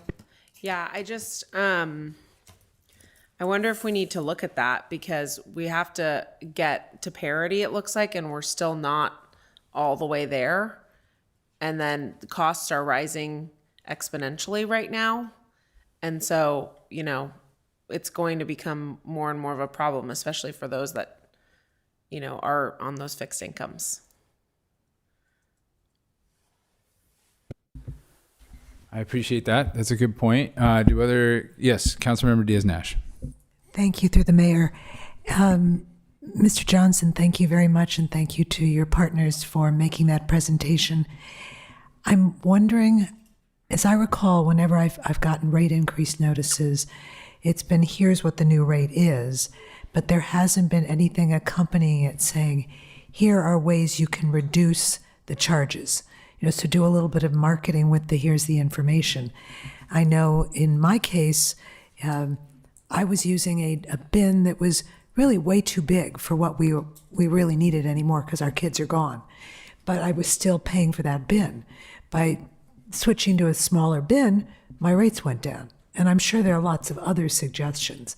So I'm wondering whether there'd be an opportunity to try and add some suggestions to people about what they could do, because if they're looking at the rate increase, you're going to get their attention at that point.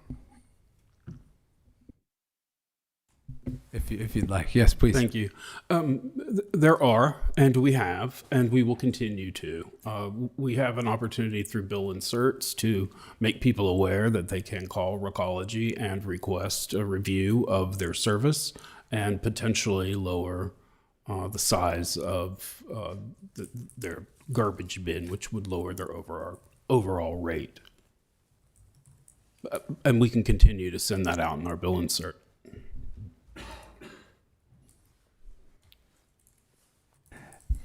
Thank you, Councilmember. Councilmember Newsom. Thank you for your great presentation. Just to continue on this vein, I think when we first proposed these rates, I asked a similar question to Councilmember Diaz-Nash, which is, what is the right size for your needs?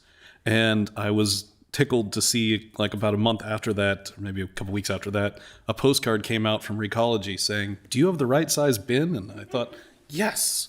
But I just want to echo the continued idea of continuing that, and also suggest that some email blast is done in that same vein, because I know many, if not all of us, are switching to e-bills.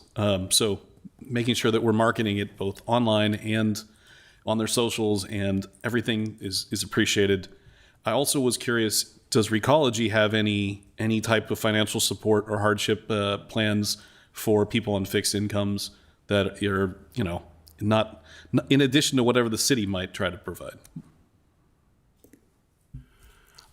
I am not aware of any. However, we do have representatives from Recology here tonight, if you would like to invite them to answer that question. Sure. Yeah, that'd be great. Thank you. Monica De Vincenzi is here. She is the main customer service person that I work with and a fount of lots of knowledge. Thank you, Monica, for coming. Good evening, Mayor, members of the council and staff.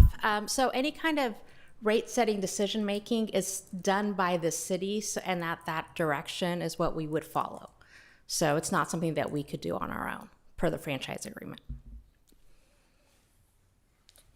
Thank you. Thank you, Mr. Mayor. Just two more quick questions. Mr. Johnson, last time we talked about this, we were looking particularly at Foster City, Burlingame, and San Carlos, some of our neighbors, and seeing that they were consistently lower rates. Have we had any idea or any outreach to them to find out how they're keeping their rates lower than ours, or do we think it's just an anomaly that they're not collecting enough to cover costs? I have reached out to them casually. You got to turn your mic on, Joe. Sorry. I have reached out to them casually, informally, not in any way that would engender a response. I think that would get to the heart of the issue for a couple of reasons. One, other cities don't have as big a solid waste team as we do, and there are fewer, especially in those cities, there aren't very many people to ask. They rely more heavily on consultants.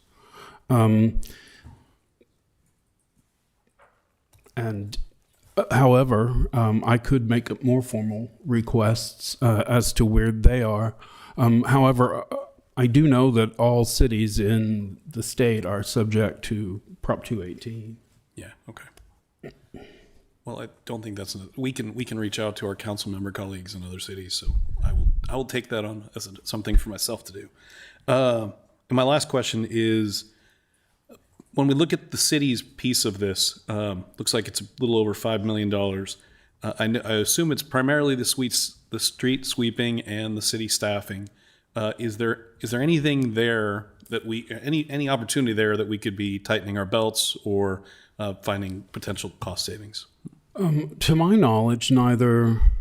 Well, of course, yes, if directed to do so.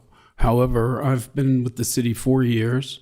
We have only once, I think, increased the solid waste budget, and that was a request based on our need to procure compost through Senate Bill 1383. I don't know that until this year with the EV street sweeper purchase, I don't think the streets program has increased their budget either. So basically, we are flat for the past 4 years. Okay. So, I mean, we're already doing everything. So that sounds great. So I think I can jump in and just say about cost savings overall, and my thanks to our director in public works. One area that we are looking at saving money for our waste services fund is actually, there is a trailer out at the Corp Yard right now that is funded, I believe, correct, by this fund, Director Fabry? Partially, yes. Partially. And so what we're looking at doing is moving out of that trailer so that, because we lease that trailer, so that we don't make those lease payments anymore over there, and utilize one of our Corp Yard facilities to put our staff over there to get an annual savings, I think, of over $40,000.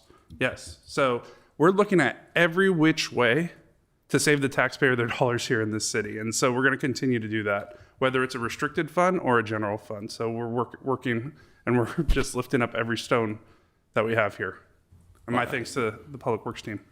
I would echo your thanks to you and all of the staff for looking for these things. I think, right now, for all of us, money is tight and everything seems to cost significantly more than it did a year ago.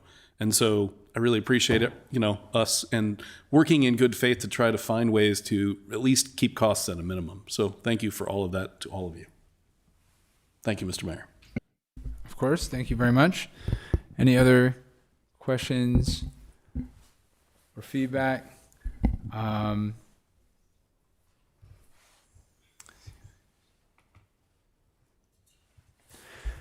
guess just to follow a little on what Councilmember Spirko-Kadisky and Councilmember Diaz-Nash mentioned. Mr. Johnson, would you say we have any idea of how many of our customers who pay rates might be in a situation in which they feel like burdened by these increases?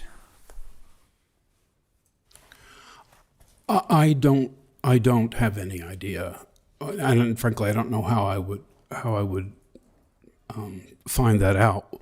A few years ago, this topic came up about assisting low-income folks or people on fixed incomes, and I did research into what the water program does and what the city of Menlo Park does, and they had there is a program that one enters into and discloses one's financial condition and gets certified as to need. We could copy that model, but I don't have the ability to request that information from people in any kind of real way without a formal application process. So just Please. just to provide just some of the lived experience on this kind of front. Typically, you'll hear we're served by Cal Water, and they have a rate assistance program. Typically, if you are able to qualify for that rate assistance program, a city would typically look to that as kind of the means test in order to provide our own rate assistance program. That's the quickest and easiest way, I would say, with the overlap overall. That helps. I believe that is what Menlo Park does. That's what Redwood City does too. Same kind of thing. I didn't establish a whole program on this over there before I came here. Interesting. I get this. I'm gonna guess. Maybe. Well, I won't guess. I'll take a look around and see if council colleagues might be interested in maybe learning a little more about Menlo Park's program and that sort of model, and perhaps it could be shared via the weekly council digest. Would that be okay? So I see direction to look at it. The other thing, I'm going to just get creative. I just wonder, working with our housing team, because this is utilities, right? Overall, maybe we can tap into our housing fund to potentially help with this as an alternative. Maybe not, as I'm housing manager looking at it. We'll look at every different way. We'll look at all funding options over there. Figure I'd stretch it and see if there's opportunity. But more to come. We'll take a look and follow up. Thank you. I appreciate the discussion on this. And with that, if we've given the clarifying questions and whatnot, I would like to open the public hearing. So at this time, I will do so and ask if there's anyone from the public wishing, to comment on this item. I guess like from a protest standpoint, perhaps an official protest at this point. Comments would be limited to 3 minutes per speaker and received by the City Council for consideration, but only written protests will be tabulated toward a determination of whether a majority protest exists. Written protests may be submitted until the end of this public hearing, submitting to the Deputy City Clerk. And so at this time, I'll just ask Deputy City Clerk, do we have hands raised for public comment for this item?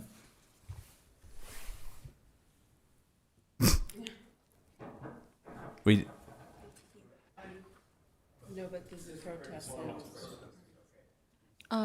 So we already had that public comment, and we have no hands raised in our virtual environment for public comment to this public hearing. Very good. Yes. City Attorney, did you want to say something? So we follow the Prop 218 protest procedures, and as part of that, if you'll recall from the last presentation, notices get sent out. There's instructions on how to lodge a written protest if you wish to do so. So during these hearings, what happens is the protests that have been filed are tabulated, and if there is no majority protest, then the council is free to adopt the rates. So at some point during this hearing, the council will need to, you as the mayor, as running the meeting, will need to ask the deputy city clerk to tabulate the written protests that have been filed. And again, if there's no majority, the council can adopt the rates. Yes, thank you for that clarification. I would like to ask this at this time, please, Deputy City Clerk. We have not received any additional public protest as of right now.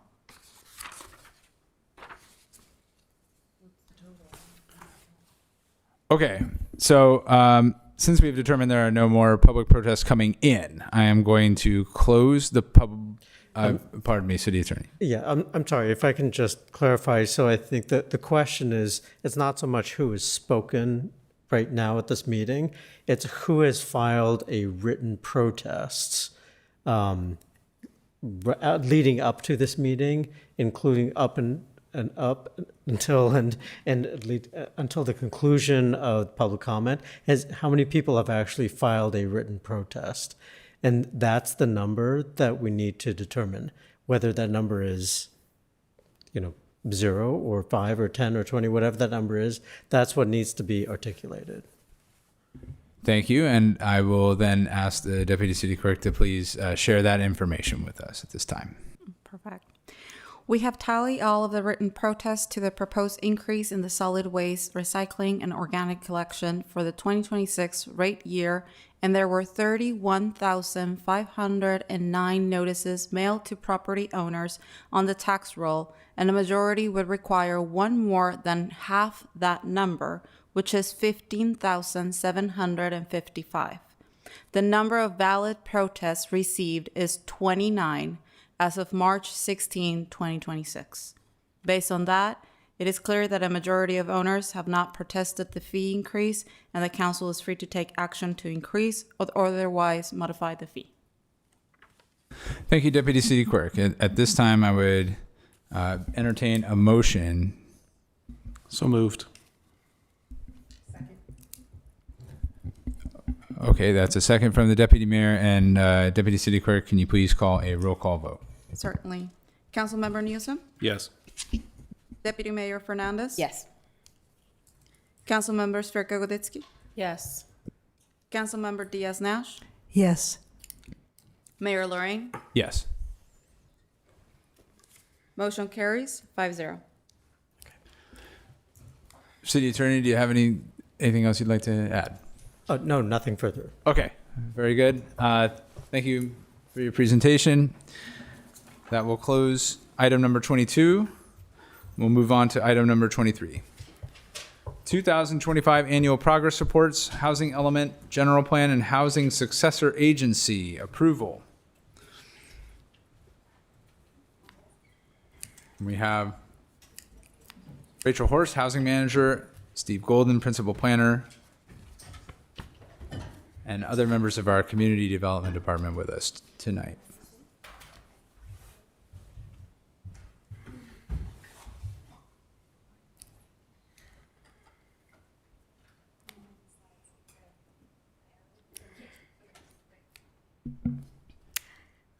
Good evening, council members.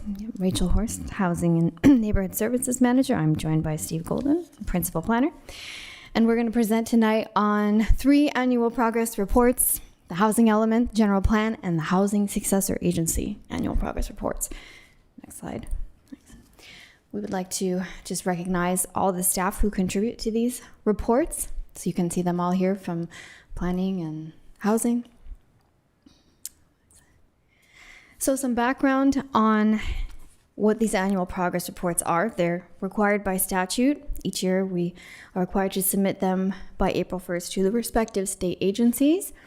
It's different sections of the government code and health and safety code that apply. We submit the Housing Element Annual Progress Report to the Department of Housing and Community Development, or HCD.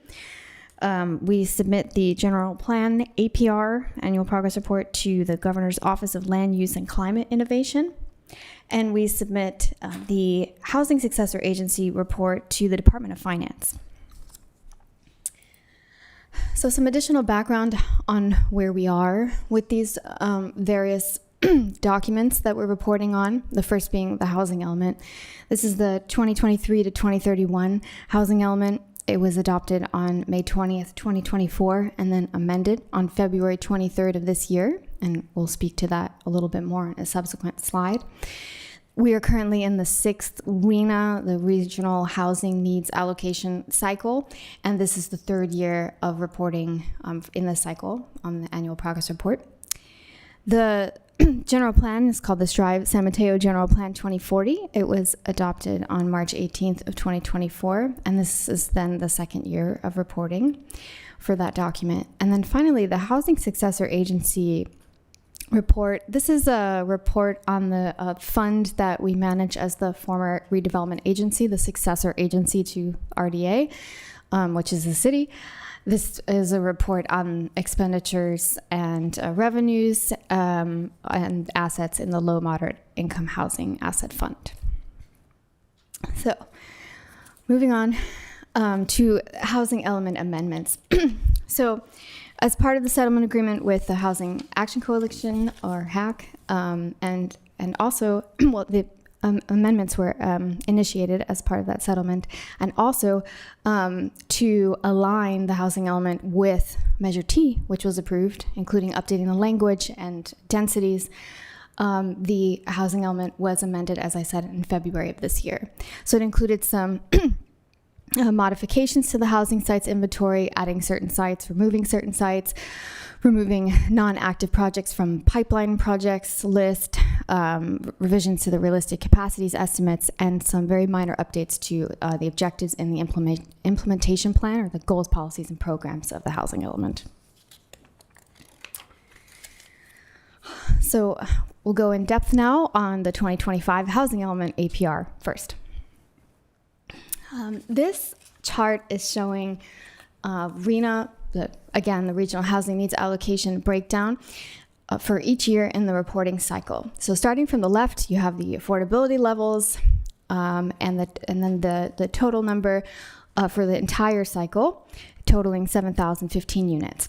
And then as you go to the right, this shows you the number of units that received a building permit in that year. And remember that the building permit is the key milestone for reporting and counting a unit, if you will, towards the RHNA. So as we move through to 2025, we can see how many units received a building permit, and then total 602 units thus far have received a building permit. That's approximately 8.6% of the city's RHNA. Now, there were more building permits released in 2025 than in prior years, but these numbers are still relatively small. So some observations there. These numbers that we're seeing are likely coming from projects that were entitled in the previous cycle, as some time can pass between when a project is entitled and when a building permit is pulled. This really can depend on a lot of factors, including the economic conditions, whether or not they're favorable to residential development. And in recent years, they have not been. The city's pipeline is quite robust, as we will discuss in a subsequent slide. And as conditions evolve, we anticipate that these numbers will really tick up in the coming years. Next slide. So just some highlights from 2025, some progress towards RHNA. There's projects that were permitted, projects that began construction, and those that were under construction. So one project that was permitted in 2025 and has not started construction yet is the Bay Meadows MU3, or Mixed Use 3 development. That includes 67 residential rental units, of which 7 are low-income units. A project that began construction in 2025 is 477 9th Avenue. This is a mixed-use project on a former office site that includes 120 rental housing units, of which 12 are very low income, so that's currently under construction.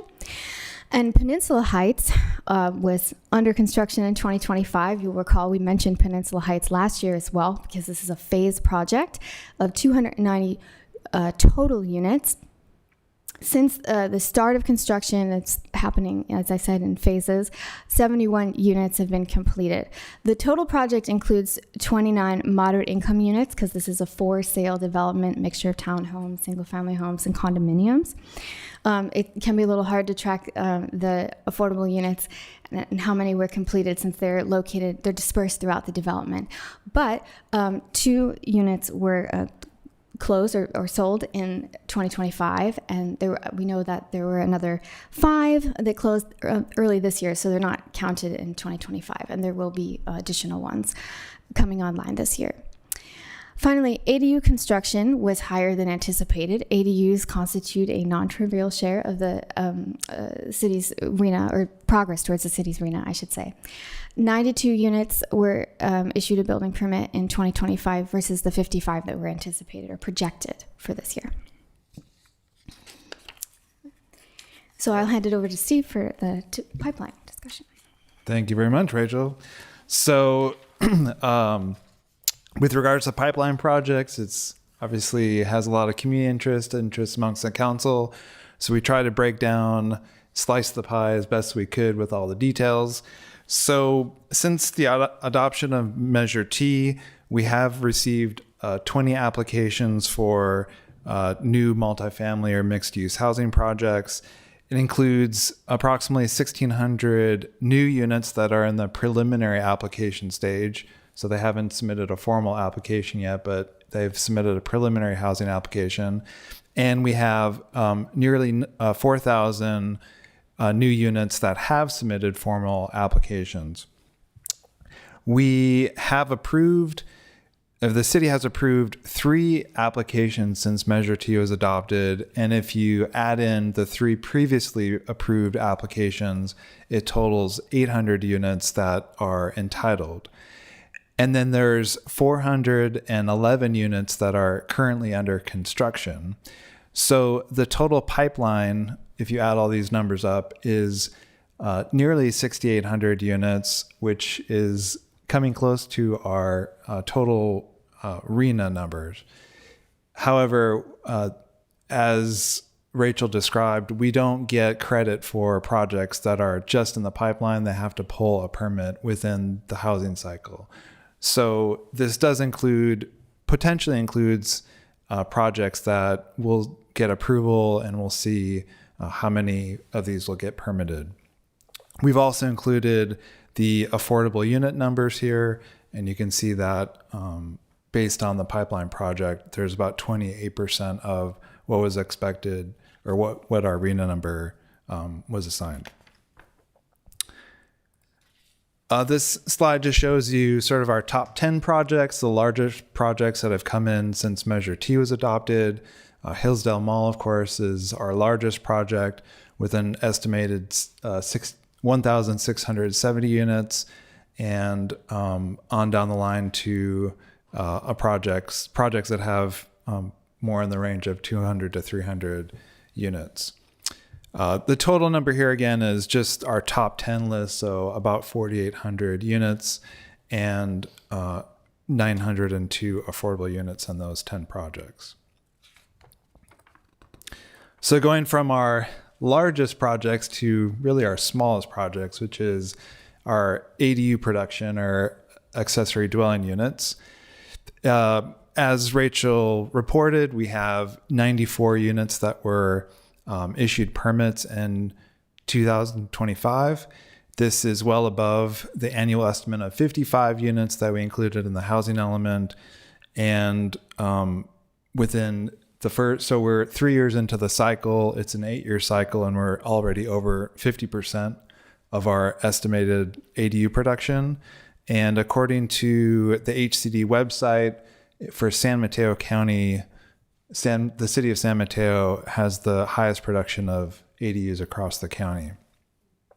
As far as other work that's been done for the ADU implementation, is the council did adopt a new ADU ordinance, which is policy H1.4 in the housing element.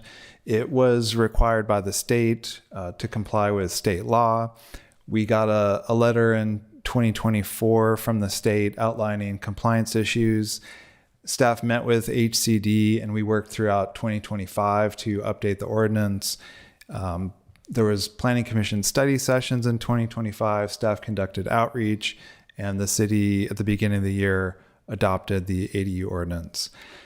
Other implementation items for ADU objectives is that in order to be able to receive credit for ADUs in different income categories, the state is requiring us to update our survey, our affordability survey.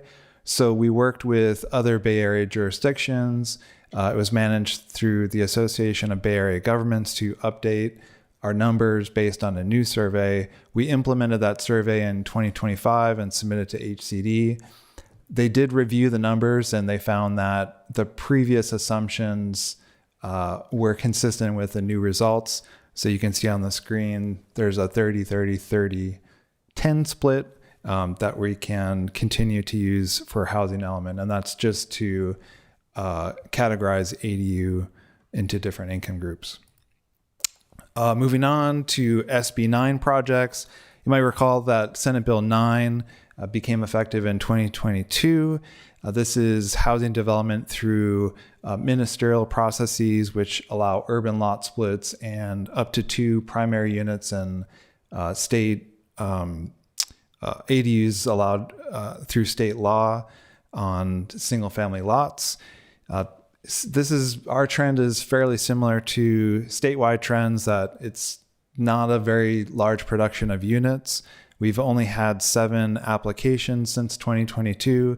3 of those applications are purely ministerial and 4 applications have been discretionary. Those property owners have asked for exceptions to our standard SB 9 development standards through a discretionary review. In 2025, we only received 2 SB 9 applications and they're still under review. Okay, we're going to hit some highlights for the implementation of the housing element in 2025. I should let the council know that new this year, I shouldn't say new, but Table D of the APR, the annual progress report, HCD did update that table. It is much more detailed. It requires us to provide much more documentation and much more granularity than previous years. And so the community might be interested in looking at that for all of the highlights to our implementation plan for 2025. So we're just going to try to summarize at the high level progress for the implementation of the housing element. So with that, the council did adopt an ordinance to amend the zoning code to implement General Plan 2040. We found that if there are, the code addresses if there's conflicts between the zoning code and the general plan, it establishes that the standards in the general plan will be implemented until the zoning code has been updated. And then there were many updates to the zoning code. They were done in 2 different phases under various policies in the housing element. I'll try to quickly list these out. Again, this is a summary, not all of them. I hope to take a couple of breaths in between. Some of these are more important than others, but we wanted to update or just reflect on the last year of all the work that went into this. It did implement policies H1.6, H1.7, H1.13. These are updates for streamlining development, updating special needs and group housing requirements, updating codes to support housing production, and there's many more policies, but those are kind of the highlights. So again, some of the things that the zoning code did was we updated the code to allow residential uses as permitted in commercial district and office districts. We added a definition for single room occupancies, and we amended the code to allow single room occupancies in high density districts. eliminated the need for special use permits for multiple family housing in mixed use zoning districts. We removed all prohibitions of ADU development in zoning districts. So it's a permitted use per state law. We added many new terms and definitions related to housing and updated existing definitions to be consistent with state law. There were amendments to allow group homes and residential care facilities for people with special needs.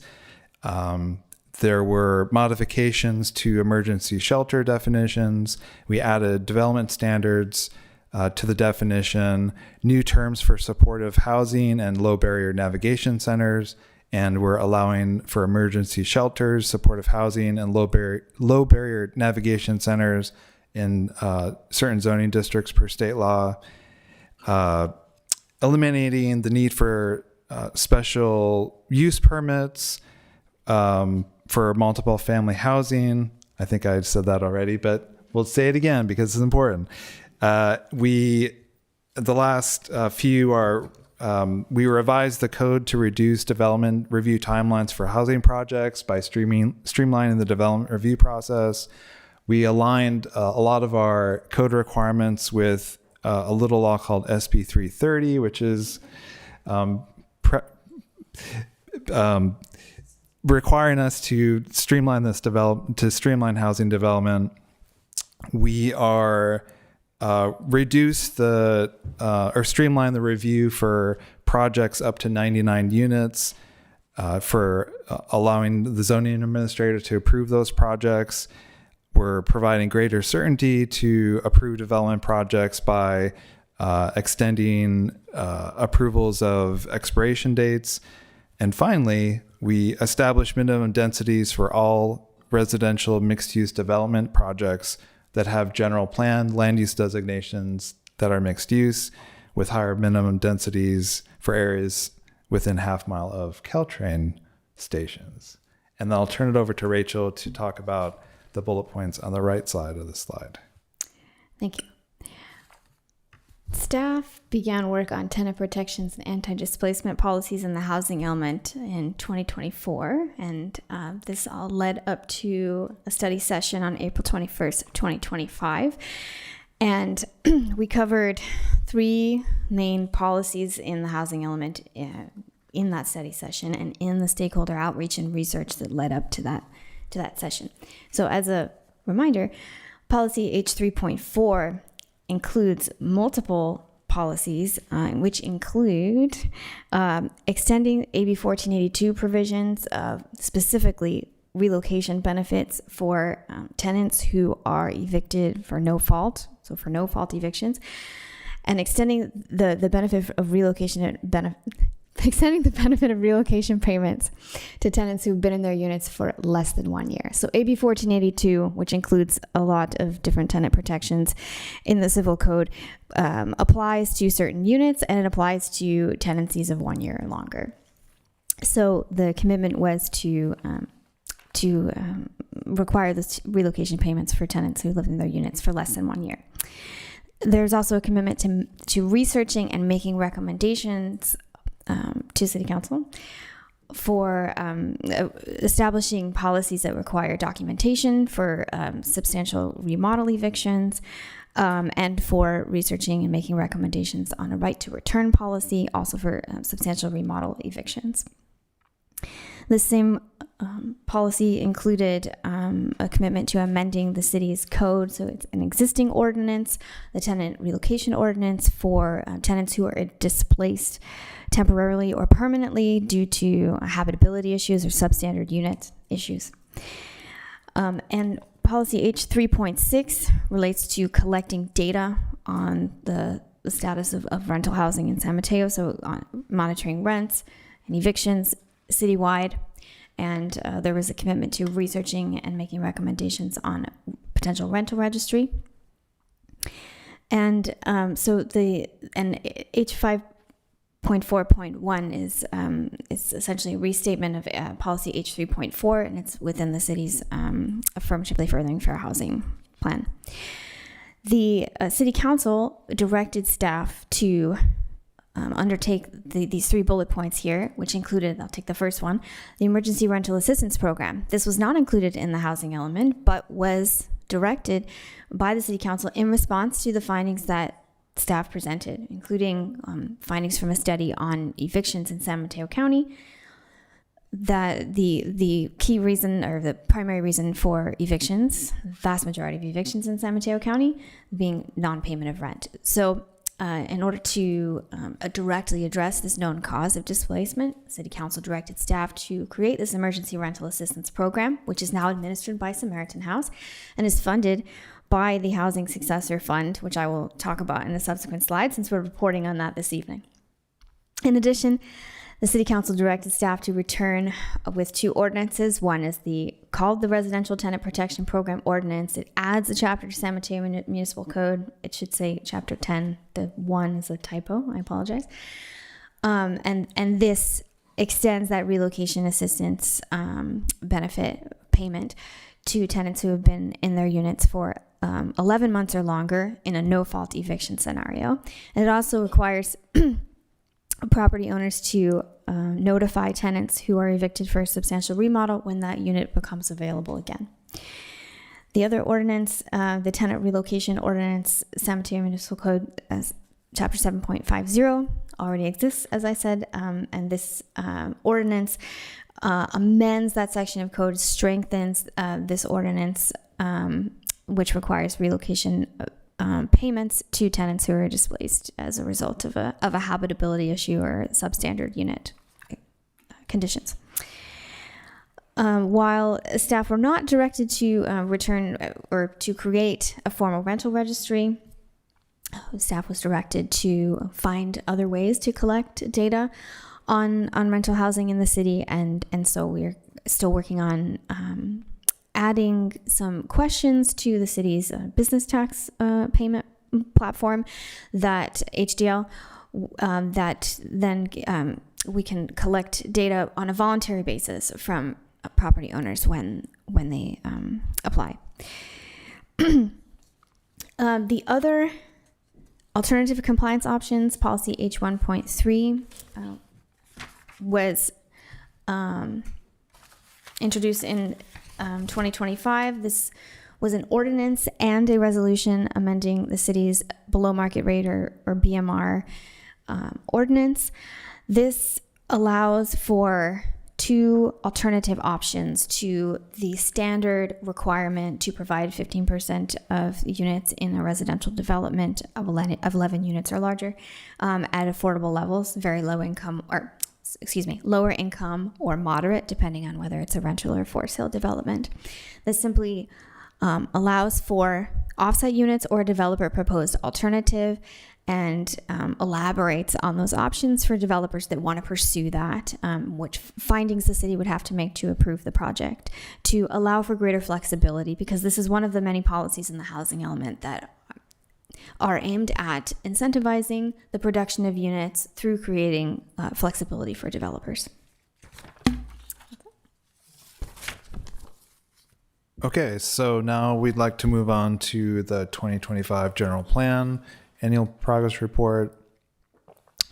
You might recall the general plan is inclusive of 8 elements required by the state. It includes land use, safety, circulation, housing, conservation, open space, noise, and safety. In the general plan 2040, we also included three themes throughout the document: environmental justice, sustainability, and community engagement. I believe environmental justice is now a required element moving forward, starting in 2026, I believe. But we did include it in ours. It was also the city's first general plan to specifically identify and address equity priority communities, as well as comprehensively addressing climate change and sea level rise. So attachment 2 in the agenda report has a very detailed report on the progress of all general plan goals and policies in 2025, but this is just a quick summary. With the approval of Measure T in 2024, the city is now implementing Measure T with increased heights densities as found in the general plan land use designation. And then as previously discussed, the city has received 20 development applications since the adoption of Measure T, and many of them are taking advantage of the increased densities and heights allowed in Measure T. The city initiated the comprehensive zoning update in 2025 by hiring a consultant to assist city staff. We have study sessions with council members and opportunities for community input through workshops. And this work will continue through 2026, leading up to the adoption of the comprehensive zoning code. In 2025, we also initiated the Climate Action Plan for Sea Level Rise. That will be an important tool to assess the vulnerability of urban development and natural ecosystems and threats specific to sea level rise, and will develop adaptation options to address those vulnerabilities. In 2025, staff began working with a technical consultant to develop the Climate Action Plan for Sea Level Rise. Staff also began to coordinate with the San Francisco Bay Conservation and Development Commission to initiate the plan development. And then with regards to a few of our projects that we've made updates to, the Third Avenue and Norfolk Street intersection safety improvements, which will improve pedestrian and bicycle safety, was initiated. Construction began in February of this year. Oh, sorry. The design was completed in 2025, and an update from 2026 is that the construction began in February. The Complete Streets Plan the North Central Complete Streets Plan is a complete streets plan developed in coordination with the community, focusing on the North Central area, which is also an equity priority area. We did initiate this in 2024. Don't have anything to report specifically in 2025, but we're forecasted to restart in fiscal year 2026 when the staffing vacancies are expected to be filled.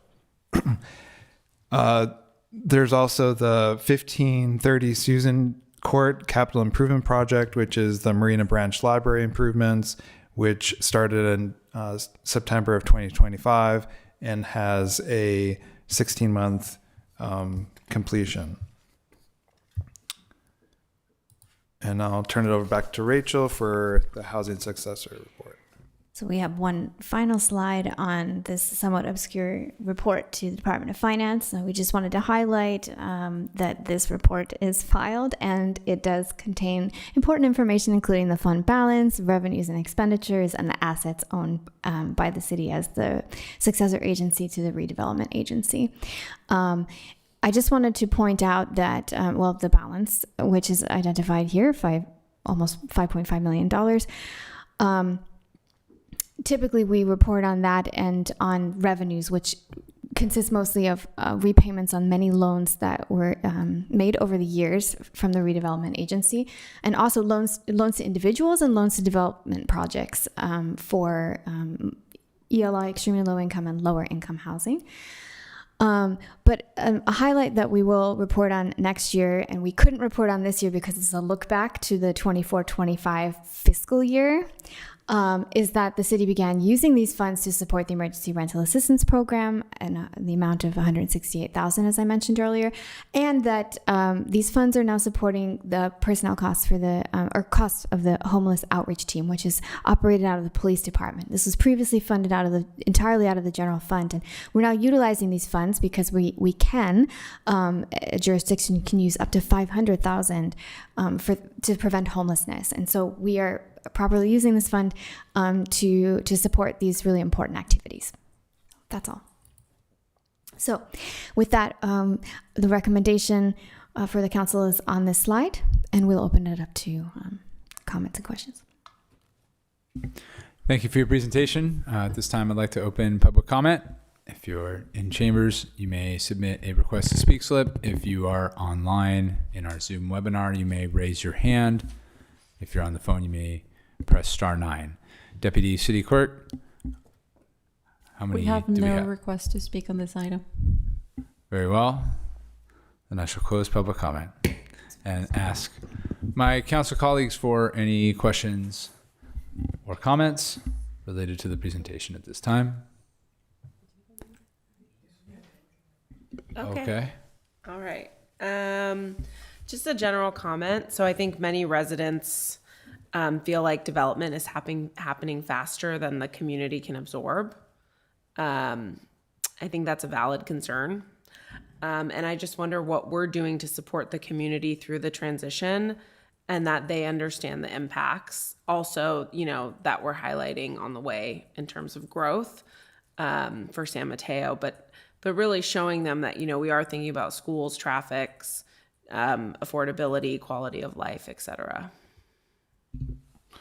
Through the mayor, yes, we've gotten a lot of applications for development projects. I guess the real question is when shovels actually go on the ground, as we've seen in previous years where we're kind of lagging and building permits actually getting issued, not the result of city processing, but more likely the financing, high labor cost, and various other things going on. So with regards to impacts to the community, we have been developing, as far as construction impacts, direct impacts, we have been developing new conditions of approval, which staff will implement during the construction stages to ensure that there's mitigation and ways for the city to address just the construction impacts related to projects.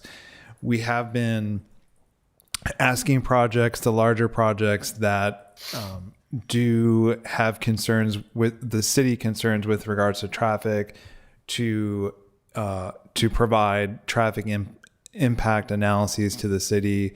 We do have thresholds that we're looking at to try to address the largest projects. With regards to schools, we have been providing the school districts our estimates for future development. I did see a demographic report that was taken to the school board. They did have all the projects up to that point. Believe it or not, there's still, I believe, if looking at that demographic report, they're estimating reduction in schools and students over the next coming years, but that's their report based on their own demographics. And then of the 6,200 units, realistically, what are we going to see in terms of the next 3 years? I'll turn that over to Zach. But we don't have a crystal ball, but he might have some intuition. Yeah, so I think kind of building on what Steve said, this is the first wave. It feels daunting, but in reality, there's probably going to be a rollout where we'll start to see some projects, but it's not going to happen all at once. In theory, a lot of it is more of that larger economic picture. If there's a big shift where financing becomes readily more available, I think we will see a spike in projects seeking building permits. So that's where we are looking at things like construction management. In the near term, we anticipate a couple of our projects, probably more with the townhome style units, to be moving forward with permitting. Usually we're looking at in the neighborhood. A project moves really fast. Probably the quickest they could get a building permit is 6 to 9 months. In reality, it's more 1 to 2 years. Oftentimes we are seeing projects move kind of plodding through the process, not going super fast, because I think there is a lot of trying to time the market. So over the next 3 years, I don't. At the current rate, we're probably going to see some permits issued, but a lot of projects continue to make progress, but not being too aggressive with construction. Well, so on that note, and I totally respect the fact that the city has no control over the financing, but what is going on with the vacant lot downtown? And what is going on with the Fremont lot and the fish market? I feel like there's a lot of, proposed housing that what we don't even know what's happening. Yeah, so I think each one of those sites have different circumstances and are kind of on their own different timelines. The vacant lot downtown, Block 21, we remain in regular contact with that property owner developer. They are actively working on trying to secure financing. I think the big thing is it's very challenging for projects with office space to get financing right now. So our understanding in the most recent conversations is they're eager to build as soon as they can secure financing, but that has not happened yet. So nothing imminent, but we are continuing to stay in contact.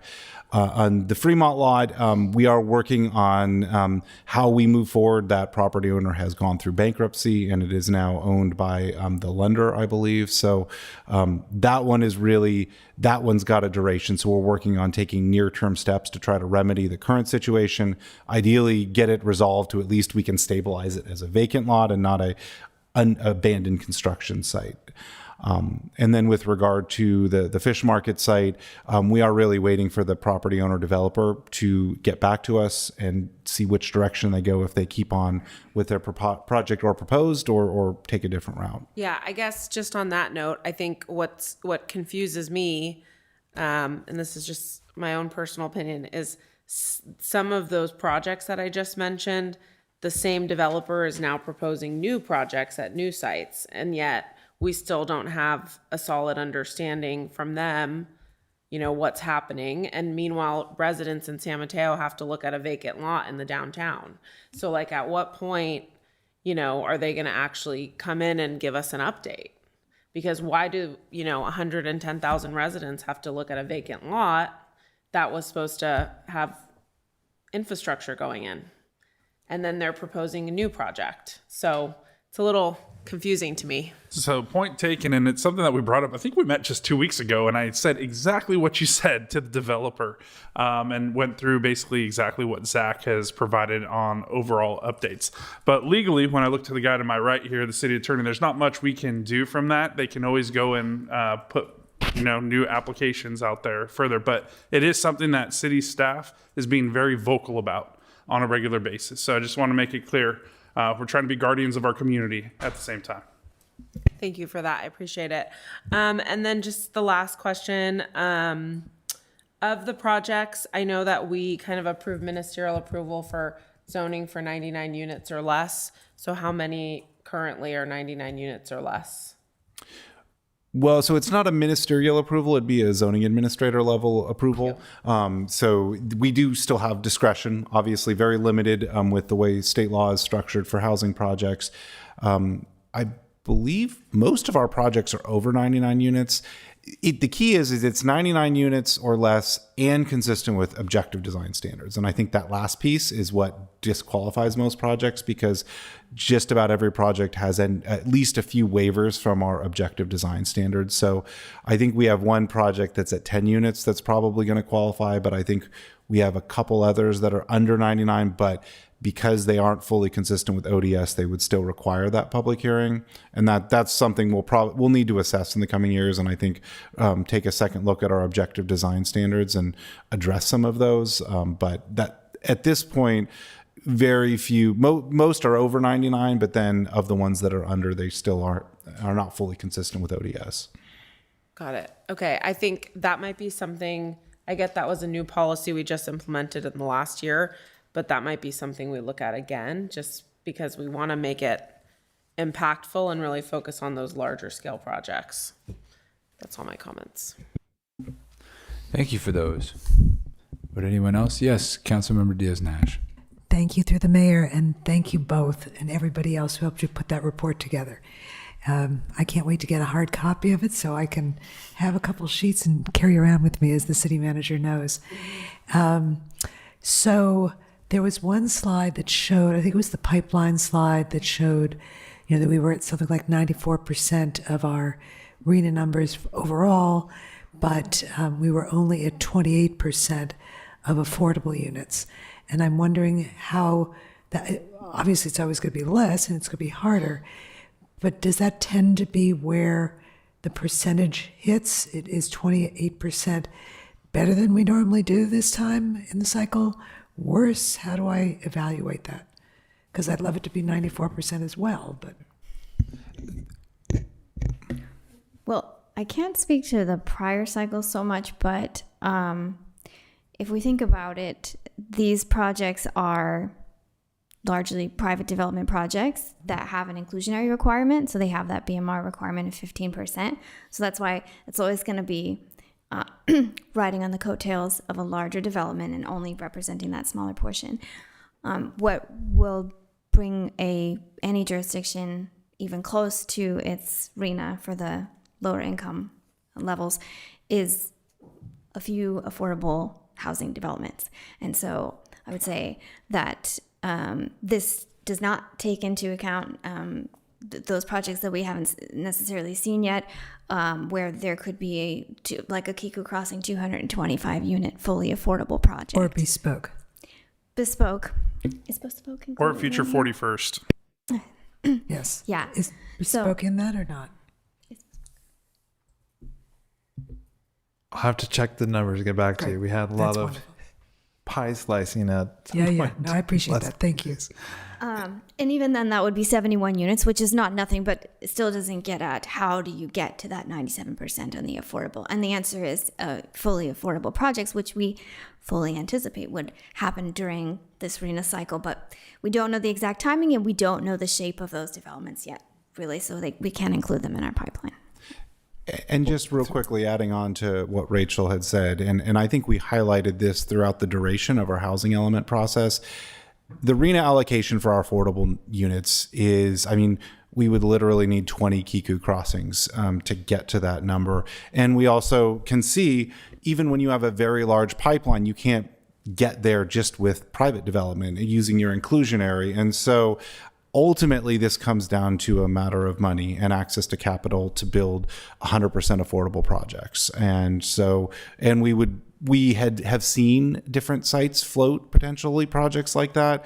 And so that'll be a big piece of getting there. But I think getting state and federal funding to fund affordable housing, and I think in our housing element, we stated to get to those 4,000 affordable units, that's over $2 or $3 billion.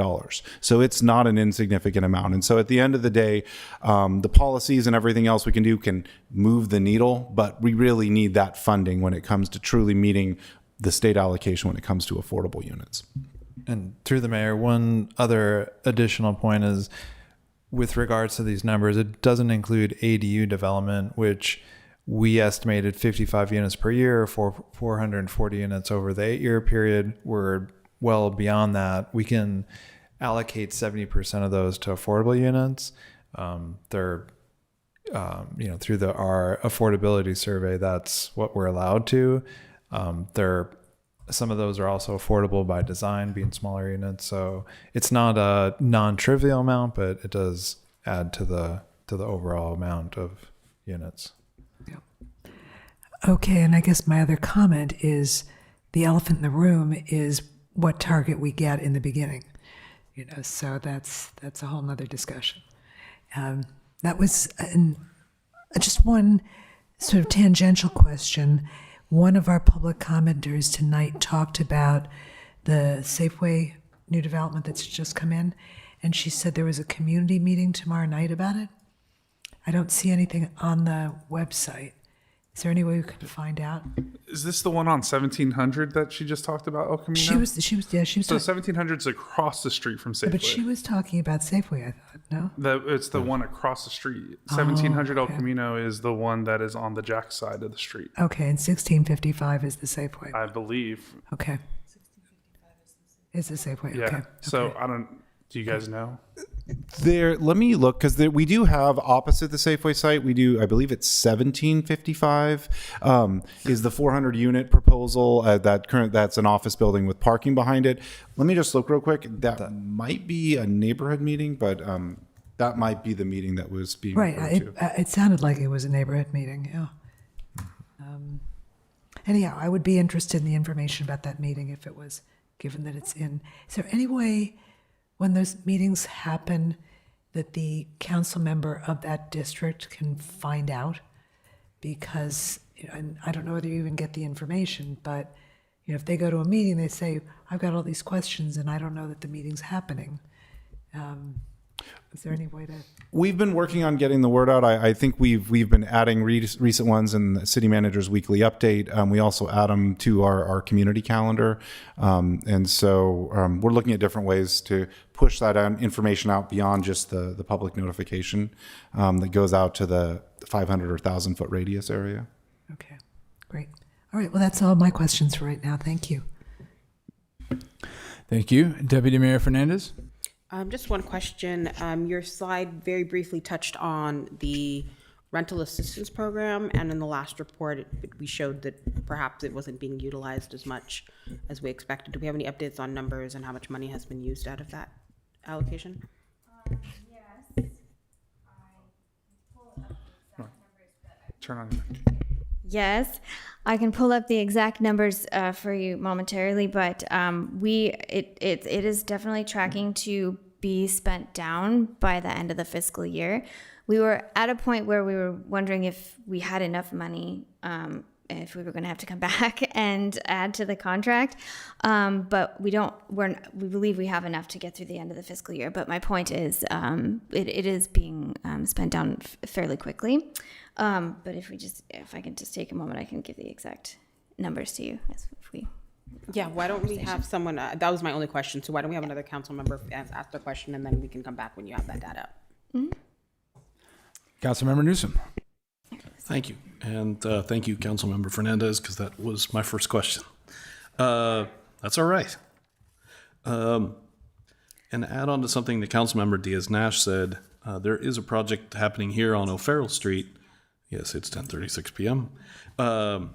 There is a project happening on O'Farrell Street, and the public noticing was not done very well. It happened at 6 o'clock on a Friday of a 3-day weekend, and the council member for this district was not informed. I think it's a great idea to try to use our council members and our networks to promote and get the word out when there's projects in our district. So I ask that we try to find ways to, to get us some notification when those projects are specifically in our district. And I also hope that we can put pressure on developers to not try to have meetings specifically at times where no one will attend. Through the mayor, just real briefly, as noted, we'll look at other opportunities for getting those notices out in that project specifically. And we're also looking at updating our policies with regards to when those community meetings can happen. And that project, I believe we've directed the applicant to hold another neighborhood meeting. Thank you. My last question was a comment that Rachel made. Thank you for that, Rachel. Was that we now fund our homeless outreach hot team through our housing fund as opposed to our general fund, and we're allowed to spend up to $500,000 with that. Is there any opportunity to do more homeless outreach? I mean, our hot team is just 2 people. Is there more opportunity there that we're not realizing that we could put more funding there from our housing fund specifically to doing homeless outreach?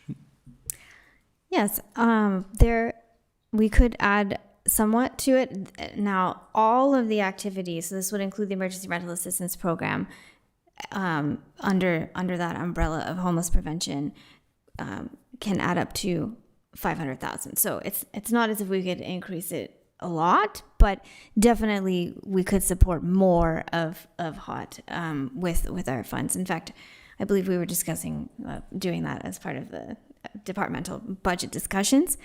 But we just have to make sure that we're coming in under that $500,000, especially if we are thinking ahead to increasing emergency rental assistance potentially, to maybe $200,000. But yes. Yeah, yes, absolutely. That was my more of a request. So thank you for thinking ahead. Thanks. And while I have the mic on, I have the numbers for the emergency rental assistance program. Keeping in mind that the report that they gave to us was for Q2, so it's through January 31st of 26. So we don't have exact point in time numbers. I'm sure this has increased, but we have a total of $56,459 spent from August 25 to the end of January of 2026. And we have a total of 2,131 persons served, or 909 households.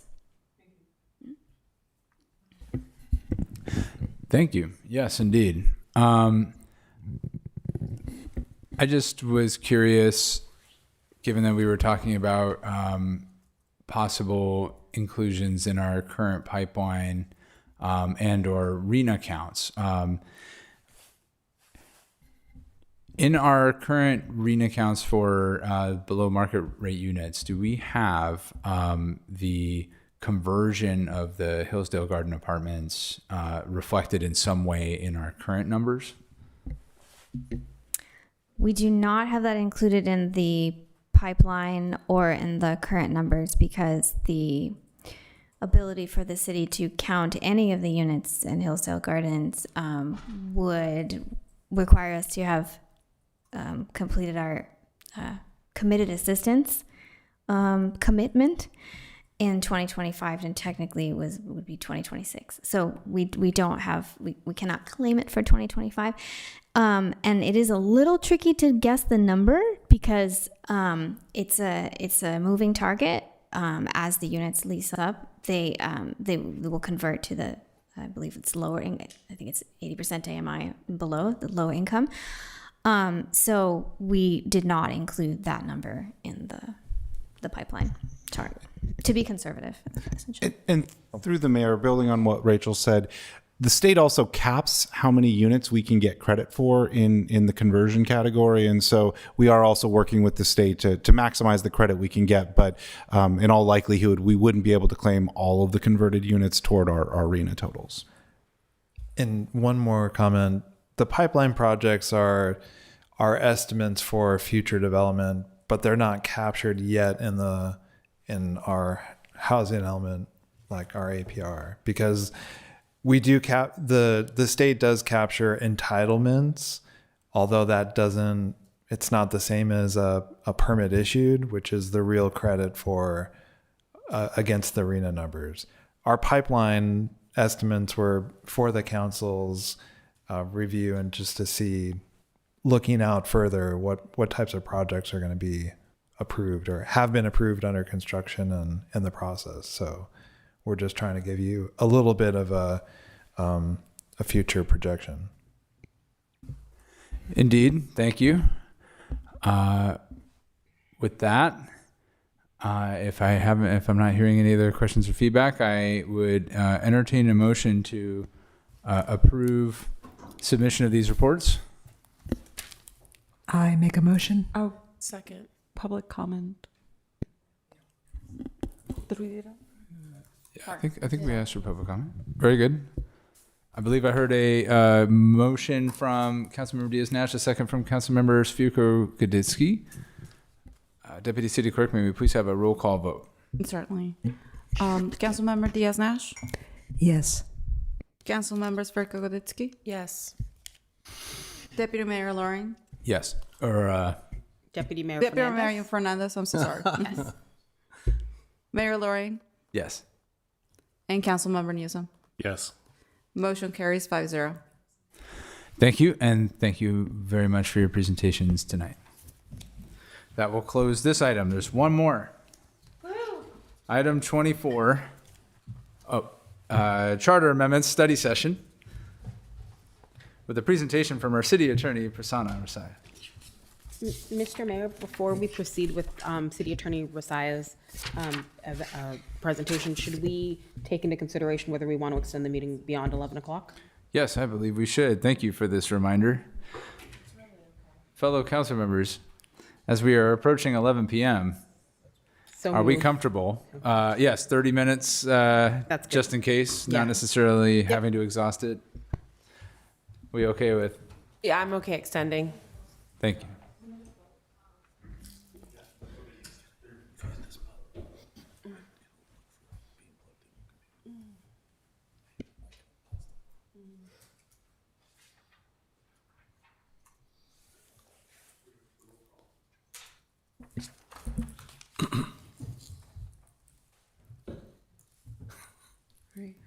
Sorry, who made the motion? So sorry.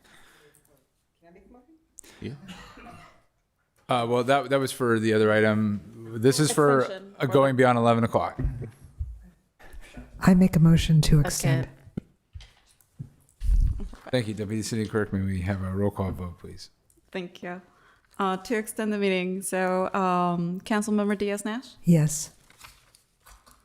Councilmember Sverko-Goditsky? Yes. Deputy Mayor Fernandez? Yes. Mayor Lorraine? Yes. Councilmember Newsom? Yes. Motion carries 5-0. Thank you for that. And without further ado, Excuse me, through the mayor. oh, pardon me. Could we just let the city attorney know that just because we extended beyond 11 does not mean that we need to go beyond 11? Thank you. Mr. City Attorney, please go ahead.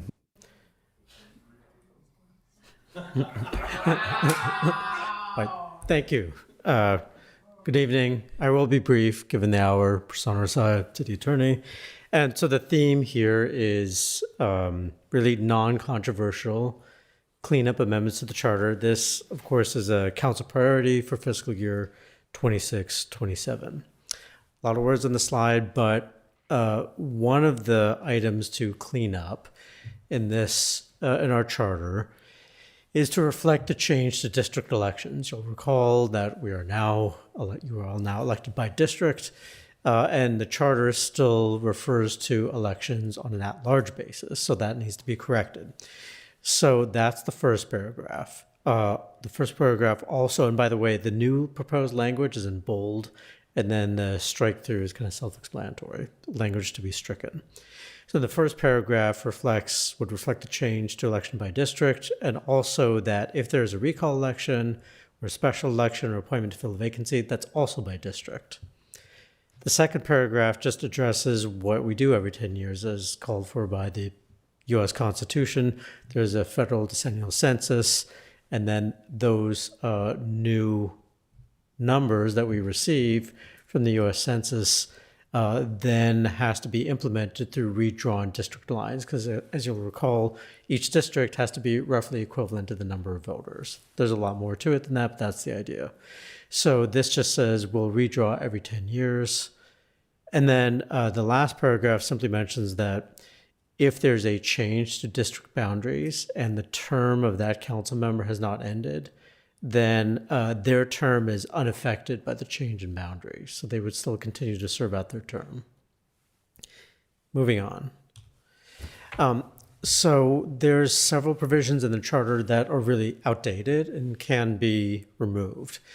So this is one of them. You'll recall that SB 415 extended the terms for council members by 1 year for those elected in 2015, 2017 to align our elections to the general elections, consolidated election. So those terms have ended. So this special language is no longer needed because there's other language in the charter that says council members elected in 2020, 2022, and so on, will be elected to 4-year terms. So this is just now outdated. Also, there's a theme here of providing more flexibility, and this is an example of one of those. So currently, the charter provides that if a council member is absent from the city continuously for more than 30 days, under the charter anyway, they technically need permission from the remaining council members. So 30 days is a pretty brief period of time. You'll recall we had to do that once for a now former council member. And, given that individuals may have to travel, they can take an extended vacation, 60 days is just more flexible and I think more reasonable. It also aligns with state laws applied to generosities. Also, on the theme of flexibility, currently the charter says that when there's a vacancy on the council, we only have 30 days to fill the vacancy. That's a very short period of time. And sometimes when there's a council member that's been elected to a different office, that occurs usually like in November.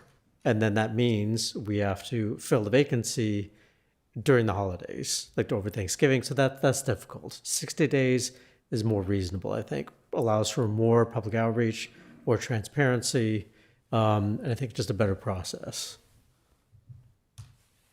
All right, this is in the same provision of the charter. So filling council vacancies, the last sentence here that is shown in the strike-through text, it's just unnecessary and it's connected to being elected at large. So there can be situations where the candidate receiving the most votes serves the longer of unexpired terms. So let's just say you have more than one vacancy being filled, and there's a different remaining term to the vacancy.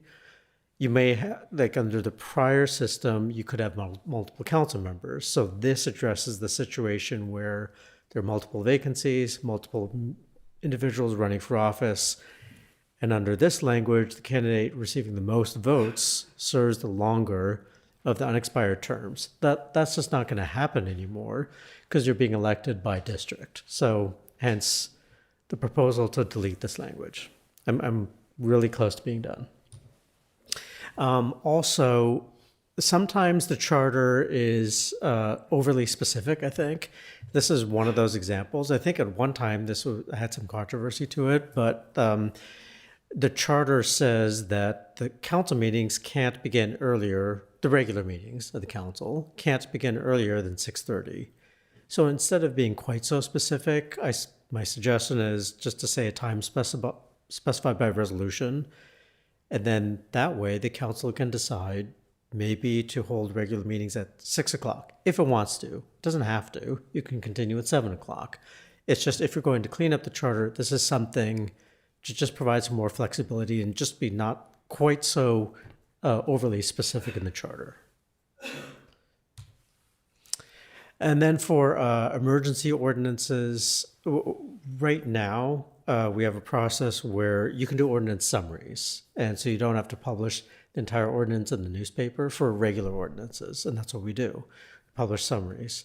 So we don't have companion language like that for urgency ordinances. So what this would do is it would allow publication of a summary of an emergency ordinance is what it's called in the charter. So it just allows for, it's a little cheaper and it allows for the same process to apply to urgency ordinances than standard ordinances. In other words, you get to publish a summary.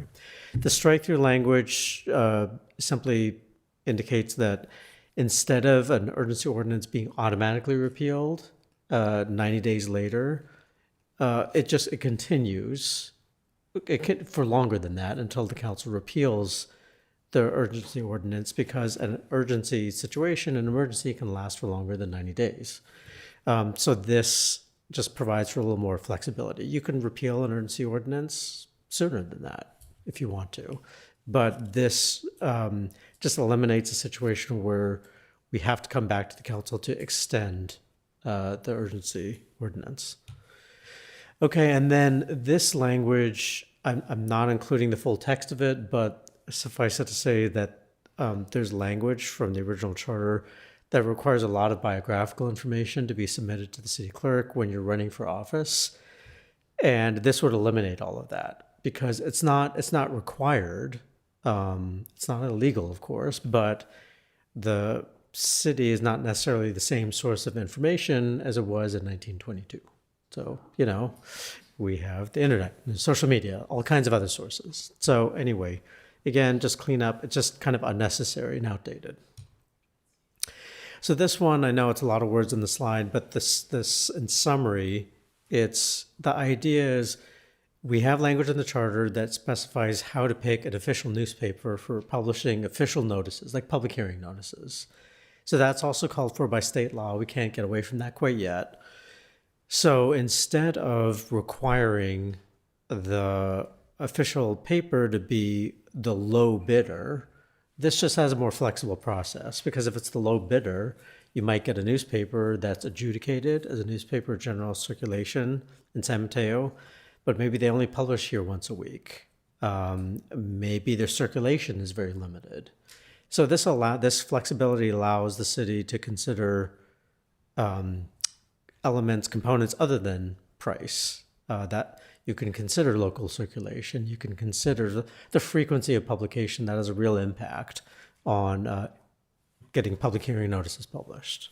Okay, so close, almost done. So now the current schedule, there's special noticing requirements for the charter, and there are 2 public hearings that are required. They have to be spaced out a bit. So we have the study session tonight, the first of 2 public hearings, and then in this schedule, I have it as the council, if it so chooses, to submit the measure to the voters well ahead of the deadline, which is 88 days before the election. I think that is my last slide. So I'm happy to take questions. Maybe before that, we could see if there's any public comment, either in person or online. Thank you. Yes, let us open this item for public comment. If you're in chambers and wish to speak, you may request to speak with a slip. If you are on our Zoom webinar, you may raise your hand. If you are on the phone, you may press *9. Deputy City Clerk, can you please tally public comment? We have no request to speak on this item. Okay, I will close public comment and ask council colleagues for questions or comments on this item. Council members Firko-Goditsky. Yes, thank you through the mayor. Thank you, Prasanna, for the great presentation. Way to finish quickly too, before 11. So as I brought this forward at Blue Sky, just to recap, this is really just cleanup to the city charter, and I hope you'll all support this and move us forward to the first public hearing. Thank you. Thank you. Councilmember Newsom.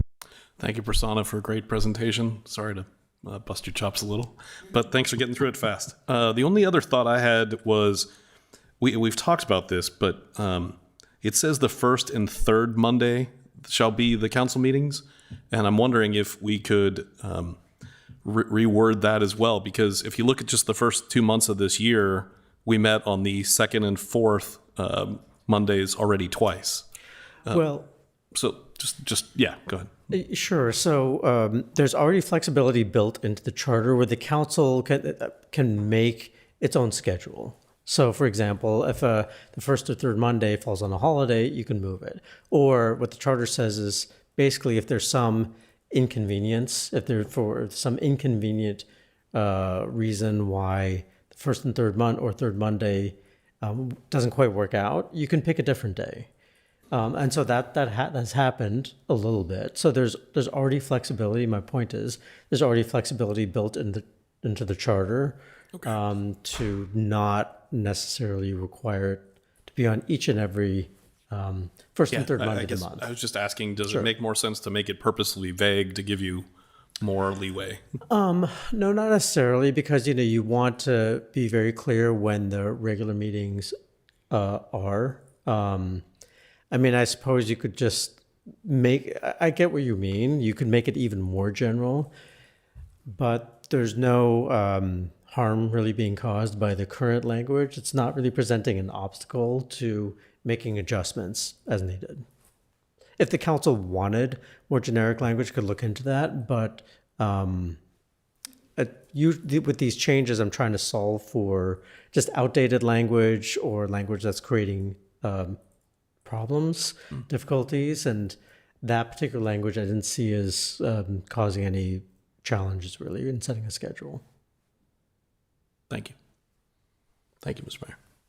Thank you. Any other questions or comment? Deputy Mayor Fernandez. Can I move acceptance of this? Well, no, there's just a study session. There's no vote. So great. The council action would not occur until June 15th under this schedule. So you're going to hear this presentation a couple more times. As quickly, yes.